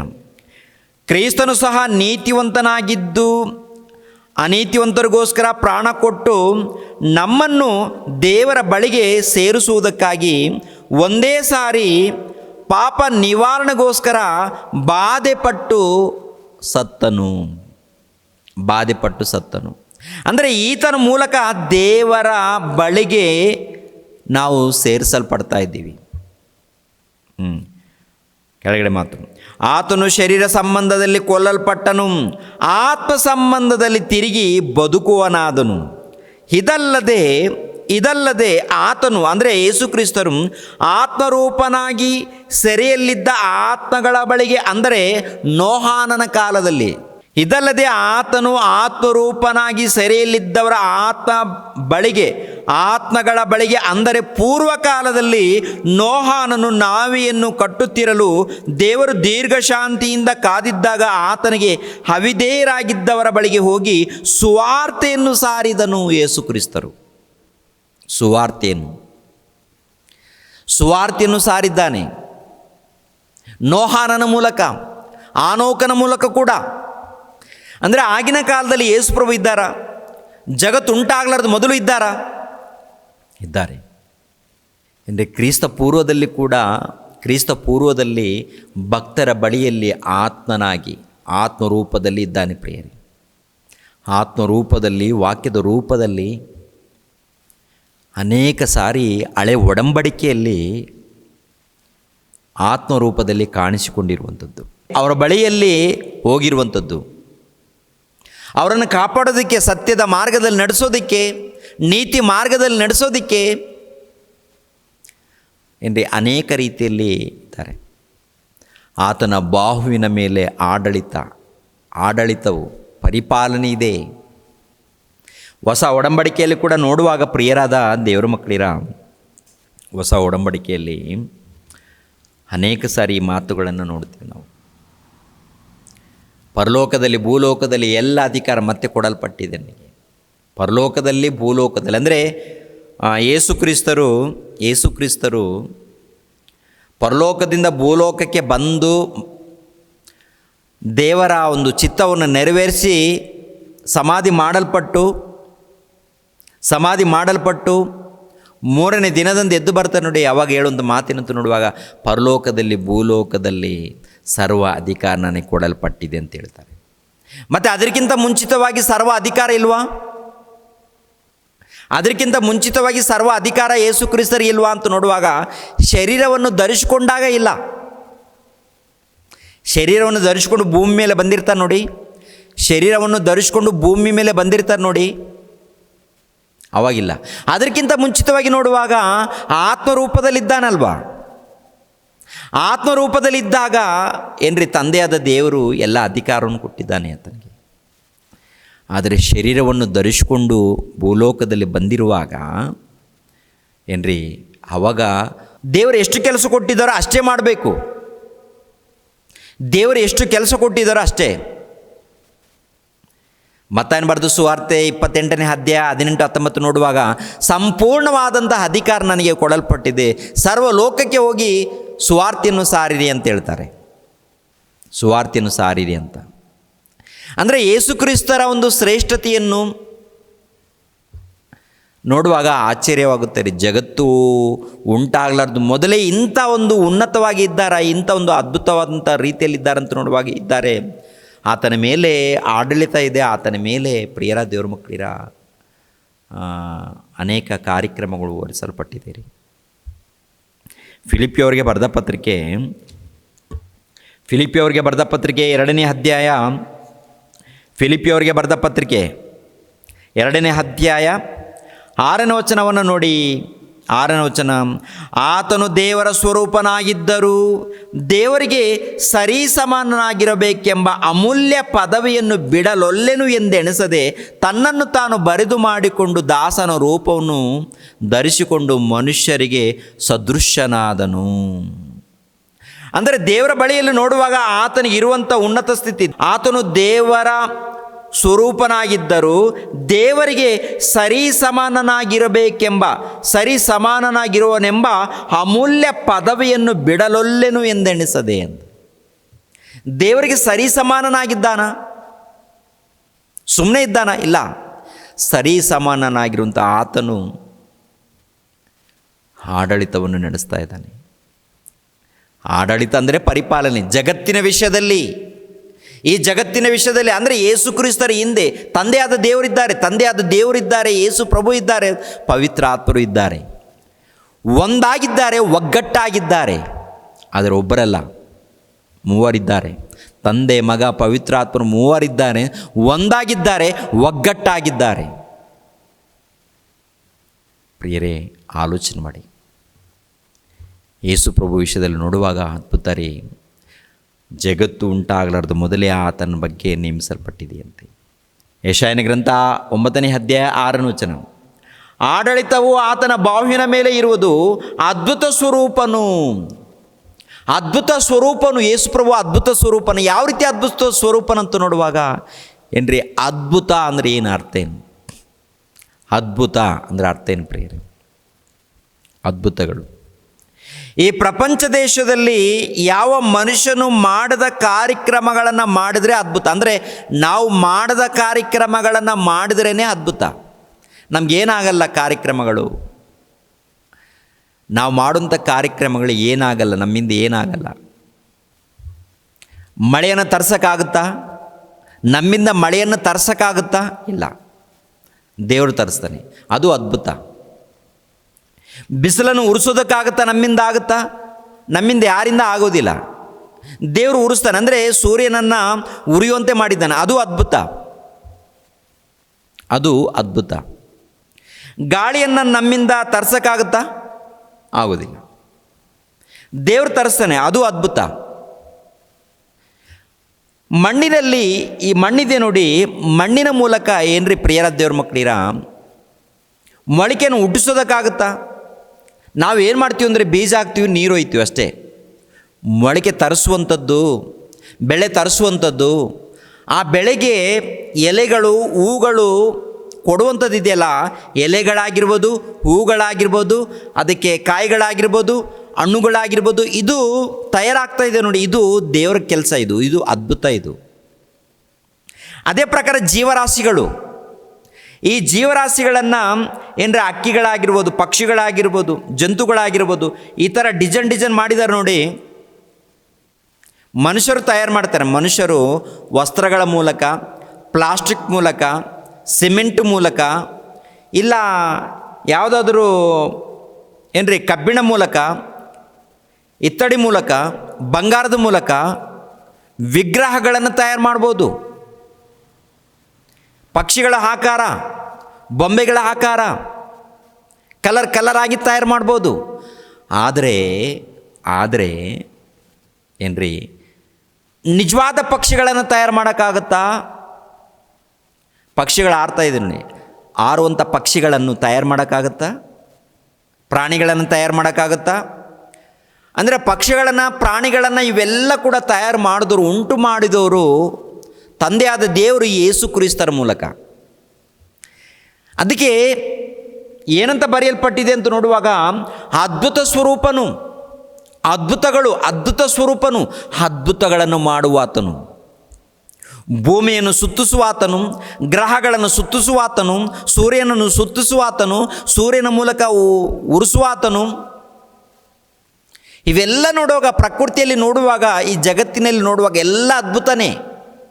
ನಿನಗಿನ್ನೂ ಅರ್ಥ ಆಗಿಲ್ಲ ದೇವ್ರ ಬಗ್ಗೆ. ಅದ್ಭುತ ಅಂದರೆ ಹೊಟ್ಟೆಯಲ್ಲಿ ರೋಗ ಹೋಯಿತು, ಇದು ಅದ್ಭುತ. ಕಣ್ಣುಗಳು ಬಂದವು, ಇದು ಅದ್ಭುತ. ಈ ಚಿಕ್ಕ ಚಿಕ್ಕ ವಿಷಯದಲ್ಲಿ ಮಾತಾಡ್ಕೊಳ್ತಾ ಇರ್ತಾರೆ ಅದ್ಭುತ ಅದ್ಭುತ ಅದ್ಭುತ ಅಂತ. ಅದ್ಭುತ ನೋಡುವ ಈ ಜಗತ್ತನ್ನು ನೋಡಿದ್ರೇ ಅದ್ಭುತ. ಪ್ರಾಣಿಗಳನ್ನು ನೋಡಿದ್ರೆ ಅದ್ಭುತ, ಪಕ್ಷಿಗಳನ್ನು ನೋಡಿದ್ರೆ ಅದ್ಭುತ, ಮನುಷ್ಯನನ್ನು ನೋಡಿದ್ರೆ ಅದ್ಭುತ. ಮನುಷ್ಯ ನೋಡಿ ಪ್ರಿಯರ ದೇವ್ರ ಮಕ್ಕಳಿರ, ಈ ಕೈಗಳು ಹೀಗೆ ನಾವು ಮಾಡ್ಕೊಂಡಿಲ್ಲ ರೀ, ಈ ಮುಖವನ್ನು ಹೀಗೆ ನಾವು ಚಿತ್ರೀಕರಿಸ್ಕೊಂಡಿಲ್ಲ ರೀ, ಕಣ್ಣುಗಳು ಹೀಗಿರ್ಬೇಕಂತೇಳಿ ನಾವು ಮಾಡಿಕೊಂಡಿಲ್ಲ, ಮೂಗು ಹೀಗಿರ್ಬೇಕಂತ ನಾವು ಮಾಡಿಕೊಂಡಿಲ್ಲ, ಬಾಯಿ ಹೀಗಿರ್ಬೇಕಂತ ನಾವು ಮಾಡಿಕೊಂಡಿಲ್ಲ. ಈ ಕಣ್ಣುಗಳಾಗಿರ್ಬೋದು, ಮೂಗಾಗಿರ್ಬೋದು, ಈ ಬಾಯಿ ಆಗಿರ್ಬೋದು, ಕಿವಿಗಳಾಗಿರ್ಬೋದು, ತಲೆಯಲ್ಲಿ ಕೂದಲಾಗಿರ್ಬೋದು, ಕೈಗಳಾಗಿರ್ಬೋದು, ಏನ್ರಿ ಚರ್ಮ ಆಗಿರ್ಬೋದು, ಒಳಗಡೆ ಎಲುಬುಗಳಾಗಿರ್ಬೋದು, ಕರುಳು ಆಗಿರ್ಬೋದು, ನರಗಳಾಗಿರ್ಬೋದು, ಇವೆಲ್ಲ ಉಂಟು ಮಾಡಿದವರೇ ದೇವರು ಯೇಸು ಪ್ರಭು ಮೂಲಕ ಉಂಟು ಮಾಡಿದ್ದಾರೆ. ನೋಡುವಾಗ ಇದೆಲ್ಲ ನೋಡುವಾಗ ಅದ್ಭುತ ರೀ. ಅದಕ್ಕೆ ಯೇಸು ಪ್ರಭು ಯಾರು ಗೊತ್ತಾ? ಅದ್ಭುತ ಸ್ವರೂಪನ, ತಂದೆಯಾದ ದೇವರು ಅದ್ಭುತ ಸ್ವರೂಪನಾಗಿರುವಾಗ ಈ ಅದ್ಭುತ ಸ್ವರೂಪನ ರೂಪವೂ ಆಗಿರ್ಬೋದು, ಪ್ರತಿರೂಪ ಆಗಿರ್ಬೋದು, ಹೆಸರಾಗಿರ್ಬೋದು, ಎಲ್ಲ ಕೂಡ ಯೇಸು ಕ್ರಿಸ್ತರಿಗೆ ಕೊಟ್ಟಿದ್ದಾರೆ. ಪರಲೋಕದಲ್ಲಿ ದೇವರು ಅದ್ಭುತ ಸ್ವರೂಪನು, ಅದೇ ಪ್ರಕಾರ ಯೇಸು ಪ್ರಭು. ಪರಲೋಕದಲ್ಲಿ ತಂದೆಯಾದ ದೇವರು ಯಾವಾಗಲೂ ಜೀವಿಸುವಾತನು, ಅದೇ ಪ್ರಕಾರ ಯೇಸು ಪ್ರಭು. ಅದೇ ಪ್ರಕಾರ ಯೇಸು ಪ್ರಭು. ತಂದೆಯಾದ ದೇವರ ಅದ್ಭುತ ಸ್ವರೂಪನು, ಅದೇ ಪ್ರಕಾರ ಯೇಸು ಪ್ರಭು ಕೂಡ ಅದ್ಭುತ ಸ್ವರೂಪನು. ಆಲೋಚನೆಕರ್ತ ಅಂತ ನೋಡುವಾಗ ಏನ್ರಿ, ಈ ಪ್ರಪಂಚ ದೇಶದಲ್ಲಿ ನೋಡಿ ಸತ್ಯವಾದಂಥ ಜ್ಞಾನ ಇದೆಯಲ್ಲ, ಮಾತುಗಳಿದೆಯಲ್ಲ ಏನ್ರಿ, ಆತನ ಮಾತಿಗೆ ಒಳಪಟ್ಟು ವಿಧೇಯರಾಗಿ ಅನೇಕರು ಹಿಂಬಾಲಿಸ್ತಾ ಇದ್ದಾರೆ. ಅಂದರೆ ಕಾರಣ ಏನು ಗೊತ್ತಾ? ಆತನ ಮಾತುಗಳು, ಆತನ ಜ್ಞಾನ, ಆಲೋಚನೆಕರ್ತ. ಈ ಪ್ರಪಂಚ ದೇಶದಲ್ಲಿ ಇಷ್ಟು ಜ್ಞಾನ ಇದೆ ಅಂದ್ರೂ, ಇಷ್ಟು ಒಂದು ಕ್ರಿಯೆಗಳು ನಡೀತಾ ಇದೆ ಅಂದ್ರೂ, ಇವೆಲ್ಲ ಕೂಡ ನೋಡುವಾಗ ದೇವರ ಮೂಲಕ. ಕೆಟ್ಟದ್ದು ನಡೆಯುವಂಥದ್ದು ಸೈತಾನನ ಮೂಲಕ, ಒಳ್ಳೆಯದು ನಡೆಯುವಂಥದ್ದು ದೇವರ ಮೂಲಕ. ಕೆಳಗಡೆ ಮಾತು, ಇನ್ನೊಂದು ಮಾತು ಏನಿದೆ? ಪರಾಕ್ರಮಿಯಾದ ದೇವರು ಅಂತಿರುತ್ತೆ. ಅಂದರೆ ಪರಾಕ್ರಮಿಯಾದ ದೇವರು, ಪರಾಕ್ರಮಿಯಾದಂಥ ದೇವರು, ತಂದೆಯಾದ ದೇವರು ಪರಾಕ್ರಮಿಯಾಗಿರುವಾಗ, ಪರಾಕ್ರಮಿ ಅಂತಂದರೆ ನಾವೇನು ಮಾಡೋಕ್ಕಾಗುತ್ತೆ ಪ್ರಿಯರಾದ ದೇವ್ರ ಮಕ್ಕಳಿರ? ಏನು ಮಾಡೋಕ್ಕಾಗತ್ತೆ? ಒಂದು 200 kg ಮೂಟೆನ ಎತ್ತಕ್ಕಾಗುತ್ತಾ? 100 kg. ಈಗಿನ ಕಾಲದಲ್ಲಿ ಕೆಲವರು 100 kg ಕೂಡ ಎತ್ತೋರಿದ್ದಾರೆ. ಆಗಿನ ಕಾಲದಲ್ಲಿ 200 kg 300 kg ಕೂಡ ಎತ್ತುತ್ತಾ ಹೊರ್ತಾಯಿದ್ರು. 300 kg 3 ಕ್ವಿಂಟಲು, ಕೆಲವರು 4 ಕ್ವಿಂಟಲ್ ಹೊರ್ತಾಯಿದ್ರು ಒಂದು ಕಾಲದಲ್ಲಿ, ಹಳೆ ಕಾಲದಲ್ಲಿ. ಈಗಿನ ಕಾಲದಲ್ಲಿ 2 ಕ್ವಿಂಟಲ್ಲು, ಎಲ್ಲೋ ಒಂದು ಕಡೆ 2 ಕ್ವಿಂಟಲ್ ಹೊರುವಂಥ ಮನುಷ್ಯರಿದ್ದಾರೆ. ದೇವರು ನೋಡುವಾಗ ಪ್ರಿಯರ ದೇವ್ರ ಮಕ್ಕಳಿರ, ಈ ಭೂಮಿಯನ್ನು ಏನ್ರಿ, ಈ ಭೂಮಿಯನ್ನು ನೋಡುವಾಗ ತಿರುಗಿಸ್ತಾ ಇದ್ದಾರಂತೆ, ನಡೆಸ್ತಾ ಇದ್ದಾರಂತೆ, ಸೂರ್ಯನನ್ನು ಉರಿಸ್ತಾ ಇದ್ದಾರಂತೆ. ಇವೆಲ್ಲ ನೋಡುವಾಗ ಪರಾಕ್ರಮಿಯಾದ ದೇವರು. ಎಲ್ಲದರಲ್ಲಿ ನೋಡುವಾಗ ಅದ್ಭುತ. ಪ್ರತಿಯೊಂದು ವಿಷಯದಲ್ಲಿ ನೀವು ಯಾವುದರಲ್ಲಿ ನೋಡಿದ್ರೂ ಕೂಡ ದೇವರ ಪರಾಕ್ರಮ ಕಾಣುತ್ತೆ, ದೇವರ ಪರಾಕ್ರಮ ಕಾಣುತ್ತೆ, ದೇವರ ಮಹಾಶಕ್ತಿ ಕಾಣುತ್ತೆ. ಆತನ ಹಿಂದೆ ಕೂಡ ಯೇಸು ಪ್ರಭು ಇದ್ದಾರೆ. ಅಂದರೆ ದೇವರ ಬಳಿಯಲ್ಲಿ ಯೇಸು ಪ್ರಭು ಇದ್ದಾರೆ. ಆತನಿಗೆ ಹೆಸರಂತೆ, ಅಂದರೆ ಪ್ರಿಯರ ದೇವ್ರ ಮಕ್ಕಳಿರ ಆಲೋಚನೆ ಮಾಡುವಾಗ ಅದ್ಭುತ ಸ್ವರೂಪನು, ಆಲೋಚನೆ ಕರ್ತನು, ಪರಾಕ್ರಮಿಯಾದ ದೇವರು, ನಿತ್ಯನಾದ ತಂದೆ, ಸಮಾಧಾನದ ಪ್ರಭು ಎಂಬುವ ಆತನ ಹೆಸರು ಸಮಾಧಾನದ ಪ್ರಭು ಅಂತ. ಕೊಲೆಸದವರಿಗೆ ಬರೆದ ಪತ್ರಿಕೆ 1ನೇ ಅಧ್ಯಾಯ 15ನೇ ವಚನವನ್ನು ನೋಡೋಣ. ಕೊಲೆಸದವರಿಗೆ ಬರೆದ ಪತ್ರಿಕೆ 1ನೇ ಅಧ್ಯಾಯ 15ನೇ ವಚನ. ಆತನು ಅದೃಶ್ಯನಾದ ದೇವರ ಪ್ರತಿರೂಪನು, ಸೃಷ್ಟಿಗೆಲ್ಲ ಜ್ಯೇಷ್ಠ ಪುತ್ರನ ಸ್ಥಾನ ಹೊಂದಿದವನು ಆಗಿದ್ದಾನೆ. ಭೂ ಪರಲೋಕಗಳಲ್ಲಿರುವ ದೃಶ್ಯಾದೃಶ್ಯಗಳಾದ ಎಲ್ಲವುಗಳು, ಸಿಂಹಾಸನಗಳಾಗಲಿ, ಪ್ರಭುತ್ವಗಳಾಗಲಿ, ದೊರೆತನಗಳಾಗಲಿ, ಅಧಿಕಾರಗಳಾಗಲಿ ಆತನಲ್ಲಿ ಸೃಷ್ಟಿಸಲ್ಪಟ್ಟವು. ಸರ್ವವು ಆತನ ಮುಖಾಂತರವಾಗಿಯೂ ಆತನಿಗೋಸ್ಕರವಾಗಿಯೂ ಸೃಷ್ಟಿಸಲ್ಪಟ್ಟಿತು. ಆತನು ಎಲ್ಲಕ್ಕೂ ಮೊದಲು ಇದ್ದವನು, ಆತನು ಸಮಸ್ತಕ್ಕೂ ಆಧಾರಭೂತನು. ಸಭೆ ಎಂಬ ದೇಹಕ್ಕೆ ಆತನು ಶಿರಸ್ಸು. ಆತನು ಆದಿ ಸಂಭೂತನು, ಎಲ್ಲದರಲ್ಲಿಯೂ ಪ್ರಮುಖನಾಗುವಂತೆ ಸತ್ತವರೊಳಗಿಂದ ಮೊದಲು ಎದ್ದು ಬಂದವನು ಆತನೇ. ಅಂದರೆ ಆತನ ಬಗ್ಗೆ ನೋಡುವಾಗ ಏನ್ರಿ, ಪರಾಕ್ರಮಿಯಾದಂಥ ದೇವರಂತೆ, ನಿತ್ಯನಾದ ತಂದೆನಂತೆ, ಸಮಾಧಾನದ ಪ್ರಭು ಅಂತೆ. ಇಂಥ ಮಹಾಶಕ್ತನಾಗಿರುವಂಥ ಈತನು ಈ ಲೋಕಕ್ಕೆ ಬಂದಿರುವಂಥ ಮುಖ್ಯವಾದಂಥ ಉದ್ದೇಶ, ಮುಖ್ಯವಾದಂಥ ಕಾರಣ ನೋಡುವಾಗ ಪ್ರಾಮುಖ್ಯವಾದದ್ದು, ಅಂಧಕಾರದ ದೊರೆತನದಲ್ಲಿ ಇದ್ದಂಥ ಪ್ರಜೆಗಳು, ಅಂಧಕಾರದ ದೊರೆತನದಲ್ಲಿ ಇದ್ದಂಥ ಈ ಪ್ರಜೆಗಳನ್ನು ಕಾಪಾಡಬೇಕು, ಈ ಪ್ರಜೆಗಳನ್ನು ರಕ್ಷಣೆ ಮಾರ್ಗದಲ್ಲಿ ನಡೆಸಬೇಕು, ದೇವರನ್ನು ಪರಿಚಯ ಮಾಡಬೇಕು, ದೇವರ ಬಗ್ಗೆ ತೋರಿಸ್ಬೇಕು, ಸತ್ಯದ ಮಾರ್ಗದಲ್ಲಿ ನಡೆಸಬೇಕು, ಇವರೆಲ್ಲರಿಗೋಸ್ಕರ ನಾನು ಬಲಿಯಾಗಬೇಕು ಅಂತ ಆ ಮಹಾಶಕ್ತನಾಗಿರುವಂಥ ಕ್ರಿಸ್ತನು ಈ ಲೋಕಕ್ಕೆ ಬಂದು, ಪ್ರಿಯರಾದ ದೇವರ ಮಕ್ಕಳಿರ, ಒಳ್ಳೆ ರೀತಿಯಲ್ಲಿ ಸೇವೆ ಮಾಡಿದ್ದಾನೆ, ಜ್ಞಾನವನ್ನು ಸಾರಿದ್ದಾನೆ, ದೇವರಿಗೆ ಹತ್ತಿರವಾಗುವಂಥ ಮಾಡಿದ್ದಾನೆ, ಆತ್ಮಿಕವಾದಂಥ ಜ್ಞಾನವನ್ನು ತಿಳಿಸಿದ ನಂತರ ಏನ್ರಿ ಪ್ರಿಯರಾದ ದೇವ್ರ ಮಕ್ಕಳಿರ, ತನ್ನ ಜೀವಿತವನ್ನು ಮುಗಿಸ್ಕೊಂಡು ಹೋಗಿದ್ದಾರೆ. ಪ್ರಿಯರೇ, ಹೋಗೋದಕ್ಕಿಂತ ಮುಂಚಿತವಾಗಿ ತನ್ನ ಪ್ರಾಣವನ್ನು ತ್ಯಾಗ ಮಾಡಿ ಹೋಗಿದ್ದಾರಲ್ವ. ಏನು ಹೇಳಿದ್ದಾರೆ, ಏನು ಉದ್ದೇಶವೇನು ಅಂತ ನೋಡುವಾಗ, ನಾನು ನಿಮ್ಮೆಲ್ಲರಿಗೋಸ್ಕರ ಬಂದಿದ್ದೇನೆ, ನಿಮ್ಮನ್ನು ರಕ್ಷಣೆ ಮಾರ್ಗದಲ್ಲಿ ನಡೆಸೋದಕ್ಕೆ ಬಂದಿದ್ದೇನೆ. ರಕ್ಷಣೆ ಮಾರ್ಗದಲ್ಲಿ ಮತ್ತು ನೀವೇನು ಮಾಡಬೇಕು, ನಾವೆಲ್ಲರೂ ಏನು ಮಾಡಬೇಕಂತ ಹೇಳಿದ್ದಾರೆ. ಯೋಹಾನನು ಬರೆದ ಸುವಾರ್ತೆ 1ನೇ ಅಧ್ಯಾಯ, ಯೋಹಾನನು ಬರೆದ ಸುವಾರ್ತೆ 1ನೇ ಅಧ್ಯಾಯ 3ನೇ ವಚನ 4ನೇ ವಚನ, 3-4, ಇಲ್ಲಾಂದರೆ 1ನೇ ವಚನದಿಂದ ಓದೋಣ. ಆದಿಯಲ್ಲಿ ವಾಕ್ಯವಿತ್ತು, ವಾಕ್ಯವು ದೇವರ ಬಳಿಯಲ್ಲಿತ್ತು, ಆ ವಾಕ್ಯವು ದೇವರಾಗಿತ್ತು. ಆ ವಾಕ್ಯವೆಂಬುವನು ಆದಿಯಲ್ಲಿ ದೇವರ ಬಳಿಯಲ್ಲಿದ್ದನು. ಆತನ ಮೂಲಕವಾಗಿ ಸಮಸ್ತ ಉಂಟಾಯಿತು. ಉಂಟಾಗಿರೋ ವಸ್ತುಗಳಲ್ಲಿ ಆತನಿಲ್ಲದೆ ಒಂದಾದರೂ ಉಂಟಾಗಲಿಲ್ಲ. ಆತನಲ್ಲಿ ಜೀವವಿತ್ತು, ಆ ಜೀವವು ಮನುಷ್ಯರಿಗೆ ಬೆಳಕಾಗಿತ್ತು. ಆ ಬೆಳಕು ಕತ್ತಲಲ್ಲಿ ಪ್ರಕಾಶಿಸುತ್ತದೆ, ಕತ್ತಲು ಅದನ್ನು ಮುಸುಕಲಿಲ್ಲ. ನೋಡಿದ್ರು 9. ನಿಜವಾದ ಬೆಳಕು ಲೋಕಕ್ಕೆ ಬರುವುದಾಗಿತ್ತು. ಆ ಬೆಳಕೆ ಪ್ರತಿ ಮನುಷ್ಯನಿಗೆ ಬೆಳಕನ್ನು ಕೊಡುವಂಥದ್ದು. ಆತನು ಲೋಕದಲ್ಲಿ ಇದ್ದನು ಮತ್ತು ಲೋಕವು ಆತನ ಮೂಲಕವಾಗಿ ಉಂಟಾಯಿತು. ಆದರೂ ಲೋಕವು ಆತನನ್ನು ಅರಿಯಲಿಲ್ಲ. ಆತನು ತನ್ನ ಸ್ವಾಸ್ಥ್ಯಕ್ಕೆ ಬಂದನು, ಆದರೆ ಸ್ವಂತ ಜನರು ಆತನನ್ನು ಅಂಗೀಕರಿಸಲಿಲ್ಲ.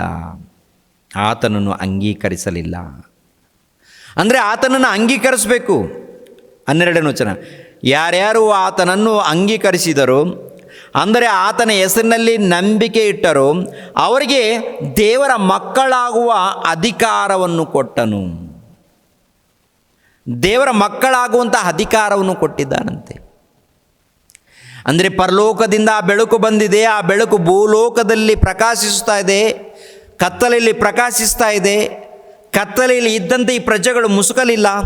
ಸ್ವಂತ ಜನರ ಮಧ್ಯದಲ್ಲಿ ಬಂದರೂ ಅವರು ತಿಳ್ಕೊಂಡಿಲ್ಲ. ಲೋಕದಲ್ಲಿದ್ದಂಥ ಜನರು ತಿಳ್ಕೊಂಡಿಲ್ಲ, ಒಪ್ಪಿಕೊಂಡಿಲ್ಲ, ಅರ್ಥ ಮಾಡಿಕೊಂಡಿಲ್ಲ. ಏನಾಗಿದ್ದಾರೆ ಅಂತ ನೋಡುವಾಗ ಆತನನ್ನು ಅಂಗೀಕರಿಸಿಲ್ವಂತೆ. ಮತ್ತು ಪ್ರಪಂಚ ದೇಶದಲ್ಲಿ ನೋಡುವಾಗ ಸುಮಾರು 350 ಕೋಟಿಯಿಂದ 400 ಕೋಟಿಯವರೆಗೆ ಕ್ರೈಸ್ತರಿದ್ದಾರಲ್ಲ, ಇವರೆಲ್ಲ ಅಂಗೀಕರಿಸಿದ್ದಾರೆ ಇಲ್ವಂತ ನೋಡುವಾಗ ಏನು ಮಾಡಿದರು, ಸುಮ್ಮನೆ ಹೆಸರಿಗೆ ಮಾತ್ರ ಒಪ್ಪಿಕೊಂಡಿದ್ದಾರೆ ವಿನಃ ಕ್ರಿಯೆದಲ್ಲಿಲ್ಲ, ಕ್ರಿಯೆಗಳಿಲ್ಲ, ಅಂಗೀಕರಿಸಿದವರು ಏನು ಮಾಡ್ತಾರಂತ ನೋಡುವಾಗ, ಅಂಗೀಕರಿಸಿದವರು ಅಂದರೆ ಕ್ರಿಸ್ತನನ್ನು ಒಪ್ಪಿಕೊಂಡವರು, ನಂಬಿದವರು, ಸ್ವೀಕರಿಸಿದವರು ಏನು ಮಾಡ್ತಾರಂತ ನೋಡುವಾಗ ವರ್ಷಕ್ಕೊಂದು ಸಾರಿ ಏನ್ರಿ ಆಚರಣೆ ಮಾಡಲ್ಲ, ಪ್ರತಿನಿತ್ಯ ಯಾವಾಗಲೂ ದೇವರ ವಾಕ್ಯದಲ್ಲಿ ಆನಂದ ಪಡ್ತಾ ಇರ್ತಾರೆ. ಪ್ರತಿನಿತ್ಯ ಆನಂದ, ಪ್ರಾರ್ಥನೆಯಲ್ಲಿ ಇರ್ತಾರೆ, ಪ್ರಾರ್ಥನೆಯಲ್ಲಿ ಕಾಲವನ್ನು ಕಳೀತಾರೆ, ದೇವರ ವಾಕ್ಯದಗೋಸ್ಕರ ಜೀವಿಸ್ತಾರೆ, ಅನೇಕರನ್ನು ರಕ್ಷಣೆ ಮಾರ್ಗದಲ್ಲಿ ನಡೆಸೋದಕ್ಕೆ ತಮ್ಮ ಬದುಕುಗಳನ್ನು ಪಣವಾಗಿಡ್ತಾರೆ. ಏನ್ರಿ ಅಪೋಸ್ತಲರು ಇದ್ದಾರೆ ನೋಡಿ, ಇವರೆಲ್ಲರನ್ನು ನೋಡುವಾಗ ಯೇಸು ಕ್ರಿಸ್ತರು ಬಂದಿರುವಂಥ ವಿಷಯವನ್ನು ತಿಳ್ಕೊಂಡು, ಅರ್ಥ ಮಾಡಿಕೊಂಡು, ಒಪ್ಪಿಕೊಂಡು, ಬದಲಾಗಿ ಪ್ರಿಯರ ದೇವ್ರ ಮಕ್ಕಳಿರ ಏನೇನು ಹೇಳಿದ್ದಾರೋ ಎಲ್ಲವನ್ನು ಕೂಡ ಅವ್ರು ನಡ್ಕೊಂಡಿದ್ದಾರೆ. ವಾಕ್ಯದ ಪ್ರಕಾರ ಅವರು ಬದುಕಿದ್ದಾರೆ ರೀ. ದೇವರ ಜ್ಞಾನವನ್ನು ಕಲಿತುಕೊಂಡು ಅನೇಕರಿಗೆ ಹಳ್ಳಿಗಳಿಗೆ ಹೋಗಿ ಸುವಾರ್ತೆ ಮಾಡಿದ್ದಾರೆ, ಅನೇಕರನ್ನು ರಕ್ಷಣೆ ಮಾರ್ಗದಲ್ಲಿ ಸೇರಿಸಿದ್ದಾರೆ. ದೇವ್ರಿಗೋಸ್ಕರ ಕಾಲವನ್ನು, ದೇವ್ರಿಗೋಸ್ಕರ ಸಮಯವನ್ನು, ದೇವ್ರಿಗೋಸ್ಕರ ಆರೋಗ್ಯವನ್ನು, ದೇವ್ರಿಗೋಸ್ಕರ ಬದುಕನ್ನು ಪಣವಾಗಿ ಅವರು ಇಟ್ಟಿದ್ದಾರೆ. ದೇವ್ರಿಗೋಸ್ಕರ ತಮ್ಮ ಬದುಕುಗಳನ್ನು ಸಮರ್ಪಣೆ ಮಾಡಿಕೊಂಡಿದ್ದಾರೆ ನಂಬಿದವರು. ಮತ್ತು ಈಗಿನ ಕಾಲದಲ್ಲಿ ಯಾರಾದರೂ ನಂಬಿದ್ದಾರಂತ ನೋಡುವಾಗ ಸುಮ್ಮನೆ ಹೆಸರಿಗೆ ಮಾತ್ರ ನಂಬಿಕೊಂಡು, ಹೆಸರಿಗೆ ಮಾತ್ರ ಹಬ್ಬಗಳು, ಹೆಸರಿಗೆ ಮಾತ್ರ ಆಚರಣೆಗಳು, ಹೆಸರಿಗೆ ಮಾತ್ರ ಏನ್ರಿ ಹಾಡುಗಳು, ಸುಮ್ಮನೆ ಅದಲ್ಲ. ಏನು ಮಾಡಿದ್ರು ವಾಕ್ಯದ ಪ್ರಕಾರ ಹಾಡುಗಳಿರಬೇಕು, ವಾಕ್ಯದ ಪ್ರಕಾರ ಬದುಕುಗಳಿಗಿರಬೇಕು, ವಾಕ್ಯದ ಪ್ರಕಾರ ಏನ್ರಿ ಬೋಧನೆ ಇರಬೇಕು, ವಾಕ್ಯದ ಪ್ರಕಾರ ಸುವಾರ್ತೆ ನಡಿಬೇಕು, ವಾಕ್ಯದ ಪ್ರಕಾರ ಅನೇಕ ಮಂದಿ ಆತ್ಮಗಳನ್ನು ರಕ್ಷಣೆ ಮಾರ್ಗದಲ್ಲಿ ನಡೆಸಬೇಕು. ಅದು ನಿಜವಾದ ಕ್ರಿಸ್ಮಸ್ ಆಗುತ್ತೆ, ಅದು ನಿಜವಾದ ಹಬ್ಬ ಆಗುತ್ತೆ. ನಿಜವಾದ ಹಬ್ಬ, ನಿಜವಾದ ಸಂತೋಷ ನೋಡುವಾಗ ವಾಕ್ಯವನ್ನು ಹೃದಯದಲ್ಲಿ ಸೇರಿಸಿಕೊಂಡಾಗ ನಿಜವಾದ ಹಬ್ಬ. ಬದುಕುಗಳು ಬದಲಾವಣೆ ಆದಾಗ ನಿಜವಾದ ಹಬ್ಬ. ಜೀವಿತಗಳು ಬದಲಾದಾಗ ನಿಜವಾದ ಹಬ್ಬ. ದೇವರ ವಾಕ್ಯವನ್ನು ತಿಳ್ಕೊಂಡಾಗ, ದೇವರನ್ನು ಘನಪಡಿಸಿದಾಗ, ದೇವರನ್ನು ಪ್ರಾರ್ಥಿಸಿದಾಗ, ದೇವರ ನಾಮದಲ್ಲಿ ಸುವಾರ್ತೆ ಮಾಡಿದಾಗ, ಅನೇಕರನ್ನು ರಕ್ಷಣೆ ಮಾಡಿದಾಗ, ಅನೇಕರನ್ನು ಸತ್ಯದ ಮಾರ್ಗದಲ್ಲಿ ನಡೆಸಿದಾಗ ಅದು ನಿಜವಾದ ಹಬ್ಬ ಆಗುತ್ತೆ. ವರ್ಷಕ್ಕೊಂದು ಸಾರಿ ನಾವು ಹಬ್ಬ ಮಾಡ್ಕೊಳ್ತೀವಿ ಅಂದರೆ ಅದು ನಿಮ್ಮ ಸಂತೋಷದಗೋಸ್ಕರ, ದೇವ್ರಿಗೆ ಸಂತೋಷ ಇಲ್ಲ, ಯೇಸು ಪ್ರಭುಗೆ ಸಂತೋಷ ಇಲ್ಲ, ನಿಮ್ಮ ಸಂತೋಷದಗೋಸ್ಕರ ಅಷ್ಟೇ, ನಿಮ್ಮ ಸಂತೋಷದಗೋಸ್ಕರ ಅಷ್ಟೇ. ದೇವರ ಸಂತೋಷ ಪಡಬೇಕಾದ್ರೆ ನೀನು ನಿನ್ನ ಬದುಕಿನಲ್ಲಿ ದೇವ್ರಿಗೋಸ್ಕರ, ಸುವಾರ್ತೆಗೋಸ್ಕರ ನಿಲ್ಲಬೇಕು, ವಾಕ್ಯವನ್ನು ಕಲಿಬೇಕು, ವಾಕ್ಯವನ್ನು ಕಲಿತ ನಂತರ ಸುವಾರ್ತೆಗೋಸ್ಕರ ಹೋಗಬೇಕು, ಒಂದು ಆತ್ಮವನ್ನು ಕಾಪಾಡಬೇಕು, ಸತ್ಯದ ಮಾರ್ಗದಲ್ಲಿ ನಡೆಸಬೇಕು. ಅವಾಗ ದೇವರು ಇಷ್ಟಪಡ್ತಾನಂತೆ. ಲೋಕನ ಬರೆದ ಸುವಾರ್ತೆ 15ನೇ ಅಧ್ಯಾಯ 7ನೇ ವಚನ ನೋಡಿ. ಲೋಕನ ಬರೆದ ಸುವಾರ್ತೆ 15:7. ಅದರಂತೆ ದೇವರ ಕಡೆಗೆ ತಿರುಗಿಕೊಳ್ಳುವುದಕ್ಕೆ ಅವಶ್ಯವಿಲ್ಲದ 99 ಮಂದಿ ನೀತಿವಂತರಿಗಿಂತ ದೇವರ ಕಡೆಗೆ ತಿರುಗಿಕೊಳ್ಳುವ ಒಬ್ಬ ಪಾಪಿಯ ವಿಷಯವಾಗಿ ಪರಲೋಕದಲ್ಲಿ ಸಂತೋಷ ಉಂಟಾಗುವುದೆಂಬುದು. ಪರಲೋಕದಲ್ಲಿ ಸಂತೋಷ ಉಂಟಾಗುವುದೆಂಬುದು ನಿಮಗೆ ಹೇಳುತ್ತೇನೆ. ಅಂದರೆ ಪರಲೋಕದಲ್ಲಿ ದೇವರು ಸಂತೋಷ ಪಡಬೇಕಾ, ಯೇಸು ಪ್ರಭು ಸಂತೋಷ ಪಡಬೇಕಾ, ಒಬ್ಬ ಪಾಪಿ ಬದಲಾವಣೆ ಹೊಂದಬೇಕು. ಅಂದರೆ ಪಾಪಿಗಳು ಬದಲಾವಣೆ ಹೊಂದಿ ತಮ್ಮ ಬದುಕುಗಳನ್ನು ಬದಲಾವಣೆ ಮಾಡಿಕೊಂಡು ಭಕ್ತಿಯಿಂದ ನಡೆದಾಗ ಪರಲೋಕದಲ್ಲಿ ದೇವರು ಸಂತೋಷ ಪಡ್ತಾರಂತೆ. ದೇವರು ಸಂತೋಷ ಪಡುವಂಥ ರೀತಿಯಲ್ಲಿ ನೀನೇನು ಮಾಡಬೇಕು, ವಾಕ್ಯವನ್ನು ಕಲಿಬೇಕು, ಕಲಿತ ನಂತರ ಬೋಧನೆ ಮಾಡಬೇಕು, ಆನಂತರ ಭಕ್ತಿಯಲ್ಲಿ ನಡಿಬೇಕು, ಪಾಪಿಗಳನ್ನು ಬದಲಾವಣೆ ಮಾಡುವಂಥ ರೀತಿಯಲ್ಲಿ ನಡ್ಕೋಬೇಕು. ವರ್ಷಕ್ಕೊಂದು ಸಾರಿ ಹಬ್ಬ ಬಂತು, ಮನೆ ಏನಾಗಿದೆ, ಸಿಂಗಾರ ಆಗಿದೆ, ಮನೆ ಅಲಂಕರಣ ಆಗಿದೆ, ಹೃದಯ ಅಲಂಕರಣ ಇಲ್ಲ. ಮನೇನೂ ಅದ್ಭುತವಾಗಿ ಅಲಂಕರಣ, ಚರ್ಚೇನೂ ಅದ್ಭುತವಾಗಿ ಅಲಂಕರಣ. ಮನೆ ಆಗಿರ್ಬೋದು, ಚರ್ಚ್ ಆಗಿದ್ದು, ಮನೆ ಹೊರಗಡೆ, ಚರ್ಚ್ ಹೊರಗಡೆ ಎಲ್ಲ ಲೈಟ್ಗಳು ಬೆಳಗುತ್ತಾ ಇದೆ, ಎಲ್ಲ ಕೂಡ ಅಲಂಕರಣವಾಗಿದೆ. ಅದು ಮಾಡ್ಕೊಳ್ತಿರೋ ಬಿಡ್ತಿರೋದು ನಿಮ್ಮಿಷ್ಟ, ಆದರೆ ನಿಮ್ಮ ಹೃದಯ ಅಲಂಕರಣ ಆಗಬೇಕು, ನಿಮ್ಮ ಬದುಕು ಅಲಂಕರಣ ಆಗಬೇಕು. ನೀವು ಲೋಕದಲ್ಲಿ ಬೆಳಕಾಗಿ ಕಾಣಬೇಕು, ಲೋಕದಲ್ಲಿ ಬೆಳಕಾಗಿ ಭಕ್ತರಾಗಿ ಜ್ಯೋತಿಗಳಾಗಿ ಕಾಣಬೇಕು. ಈ ಲೋಕದಲ್ಲಿ ನೀವು ಬೆಳಕಾಗಿ ಕಾಣಬೇಕು, ಭಕ್ತರಾಗಿ ಕಾಣಬೇಕು, ಜ್ಯೋತಿಗಳಾಗಿ ಬೆಳಗಬೇಕು. ಈ ಲೋಕದಲ್ಲಿ ನಿಮ್ಮ ಹೃದಯ ಅಲಂಕರಣ ಆಗಬೇಕು. ಪ್ರೀತಿಯಿಂದ, ಸತ್ಯದಿಂದ, ಜ್ಞಾನದಿಂದ, ಆತ್ಮಿಕವಾದಂಥ ಜ್ಞಾನದಿಂದ ನಿಮ್ಮ ಹೃದಯ ಅಲಂಕರಣ ಆಗಬೇಕು. ನಿಮ್ಮ ಹೃದಯ ಏನಾಗಿದೆ? ಮನೆ ಅಲಂಕರಣ ಆಗಿದೆ, ಸಮಾಜ ಮಂದಿರ ಅಲಂಕರಣವಾಗಿದೆ, ನಮ್ಮ ದೇಹ ಹೊರನೋಟ ಅಲಂಕರಣವಾಗಿದೆ. ನಮ್ಮ ಹೊರನೋಟ ಅಲಂಕರಣ ಆಗಿದೆ, ಹೊರನೋಟಕ್ಕೆ ಒಳ್ಳೆ ಒಳ್ಳೆ ವಸ್ತ್ರಗಳನ್ನು ಧರಿಸಿದ್ದೇವೆ, ಆದರೆ ಹೃದಯ ಅಲಂಕರಣವಾಗಿಲ್ಲ, ಹೃದಯ ಅಲಂಕಾರವಾಗಿಲ್ಲ, ಹೃದಯ ಶುದ್ಧಿಯಾಗಿಲ್ಲ. ಹೃದಯದಲ್ಲಿ ಅನೇಕ ಪಾಪಗಳು ನಡೀತಾ ಇದೆ, ಅನೇಕ ಕೊಳುಕು ಒಳಗಡೆ ಇದೆ. ಕೊಳುಕು ಇಟ್ಟುಕೊಂಡು ಒಳಗಡೆ ಹೃದಯದಲ್ಲಿ ಅನೇಕ ಪಾಪ ಇಟ್ಟುಕೊಂಡು, ಪಾಪದ ಕೋರಿಕೆಗಳು ಇಟ್ಟುಕೊಂಡು ನಾವು ಹಬ್ಬ ಮಾಡ್ತಾ ಇದ್ದೀವಿ ಅಂದರೆ ಏನು ಹಬ್ಬ ಅದು? ನೀವು ಸಂತೋಷ ಪಡೋದಕ್ಕೆ ಹಬ್ಬ, ದೇವ್ರ ಸಂತೋಷ ಇಲ್ಲ, ದೇವರಿಗೆ ಸಂತೋಷ ಇಲ್ಲ, ದೇವರಿಗೆ ಸಂತೋಷ ಇಲ್ಲ. ಅದು ದೇವರ ಸಂತೋಷ ಪಡಬೇಕಾದರೆ ನೀನು ಬದಲಾಗಬೇಕು, ನಿನ್ನ ಪಾಪವನ್ನು ಒಪ್ಪಿಕೊಂಡು ಶುದ್ಧಿ ಮಾಡಿಕೊಳ್ಳಬೇಕು, ಬೆಳಕಾಗಿ ಜೀವಿಸಬೇಕು, ಜ್ಯೋತಿಯಾಗಿ ಕಾಣಬೇಕು, ಜ್ಯೋತಿಗಳಾಗಿ. ಕೊನೆಯದಾಗಿ ಇನ್ನೊಂದು ಮಾತನ್ನು ತೋರಿಸಿ ಮುಗಿಸ್ತೇನೆ. ಇನ್ನು ಉಳಿದಿರುವಂಥ ವಿಷಯವನ್ನು, ಅದೇ ಯೆಶಾಯ ಗ್ರಂಥದಲ್ಲಿ ಇನ್ನು ಉಳಿದಿರುವಂಥ ವಿಷಯವನ್ನು ನಾಳೆ ಮಾತಾಡುತ್ತೇನೆ. ಕೊನೆಯದಾಗಿ ಇನ್ನೊಂದು ವಚನವನ್ನು ನೋಡಿ ಮುಗಿಸುತ್ತೇನೆ. ದಾನಿಯೇಲನ ಗ್ರಂಥ 12ನೇ ಅಧ್ಯಾಯ, ದಾನಿಯೇಲನ ಗ್ರಂಥ 12ನೇ ಅಧ್ಯಾಯ 3ನೇ ವಚನ. ದಾನಿಯೇಲನ ಗ್ರಂಥ 12ನೇ ಅಧ್ಯಾಯ 3ನೇ ವಚನ. ಜ್ಞಾನಿಗಳು ತೇಜೋಮಯವಾದ ಆಕಾಶ ಮಂಡಲದಂತೆ ಪ್ರಕಾಶಿಸುವರು, ಬಹು ಜನರನ್ನು ಸದ್ಧರ್ಮಿಗಳನ್ನಾಗಿ ಮಾಡುವವರು ಯುಗ ಯುಗಾಂತರಗಳಲ್ಲಿಯೂ ನಕ್ಷತ್ರಗಳ ಹಾಗೆ ಹೊಳೆಯುವರು. ಯುಗ ಯುಗಾಂತರಗಳಲ್ಲಿ ನಕ್ಷತ್ರಗಳ ಹಾಗೆ ಹೊಳೆಯುವರು. ನಕ್ಷತ್ರಗಳಾಗಿ ಹೊಳೆಯುವಂಥವ್ರು ಏನು ಮಾಡ್ತಾರೆ ಗೊತ್ತಾ? ದೇವರ ವಾಕ್ಯವನ್ನು ಕೈಯಲ್ಲಿ ಹಿಡಿದುಕೊಂಡು ಸುವಾರ್ತೆಗೋಸ್ಕರ ಹೋಗ್ತಾರೆ, ದೇವರ ಪ್ರೀತಿಯನ್ನು ಸಾರ್ತಾರೆ, ಕಷ್ಟ ಸುಖ ಏನು ಬಂದರೂ ಕೂಡ ಸಿದ್ಧರಾಗಿ ಮುಂದಕ್ಕೆ ಹೋಗ್ತಾರೆ. ದೇವರಿಗೆ ವಿಧೇಯರಾಗದವರು ಮನೆಯನ್ನು ಅಲಂಕರಣ ಮಾಡಿಕೊಳ್ತಾರೆ.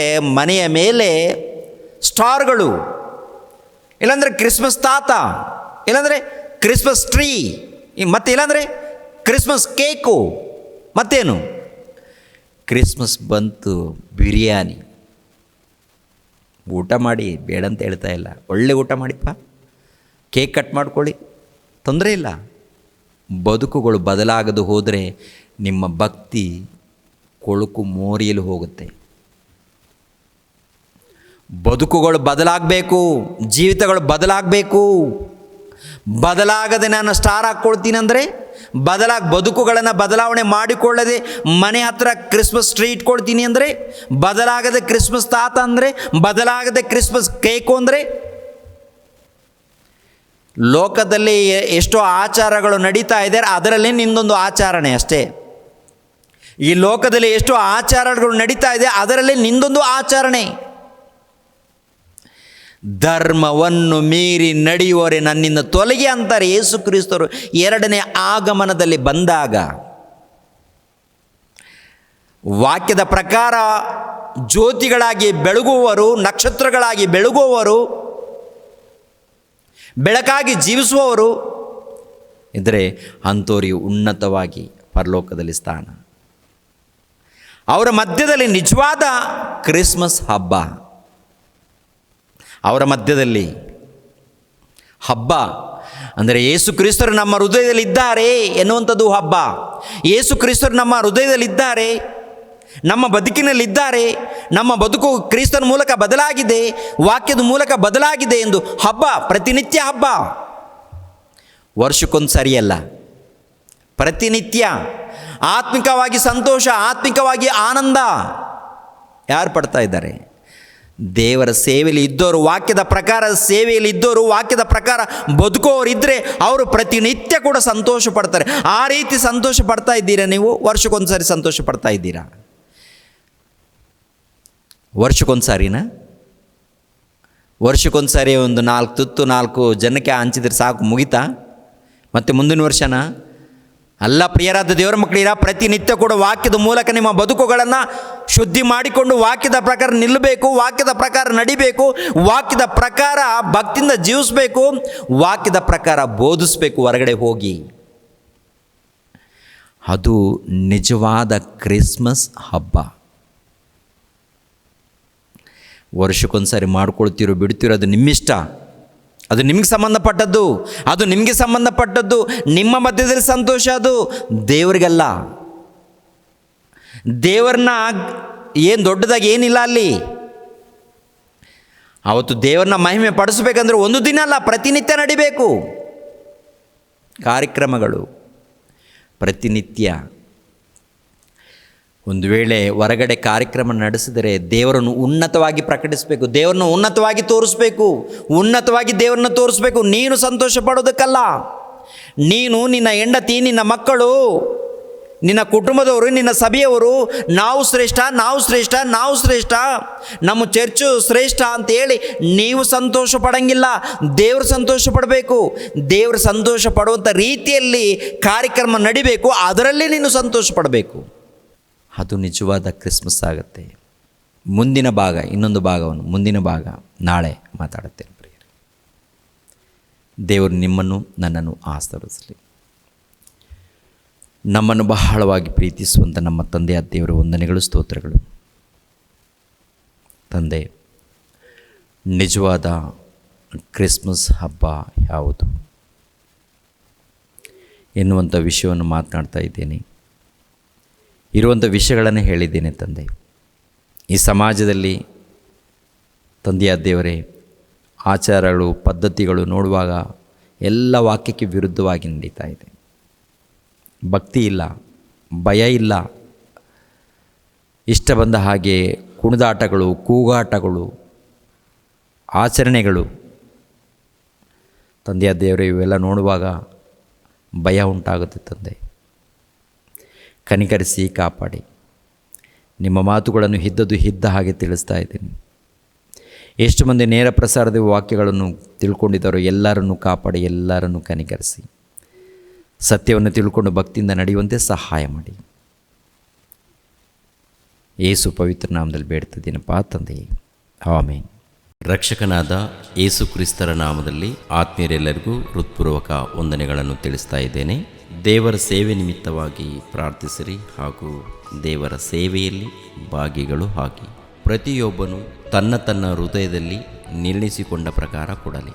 ದುಃಖದಿಂದಾಗಲಿ ಬಲಾತ್ಕಾರದಿಂದಾಗಲಿ ಯಾರೂ ಕೊಡಬಾರದು. ಯಾಕೆಂದರೆ ಸಂತೋಷವಾಗಿ ಕೊಡುವವನ ಮೇಲೆ ದೇವರಿಗೆ ಪ್ರೀತಿಯುಂಟು.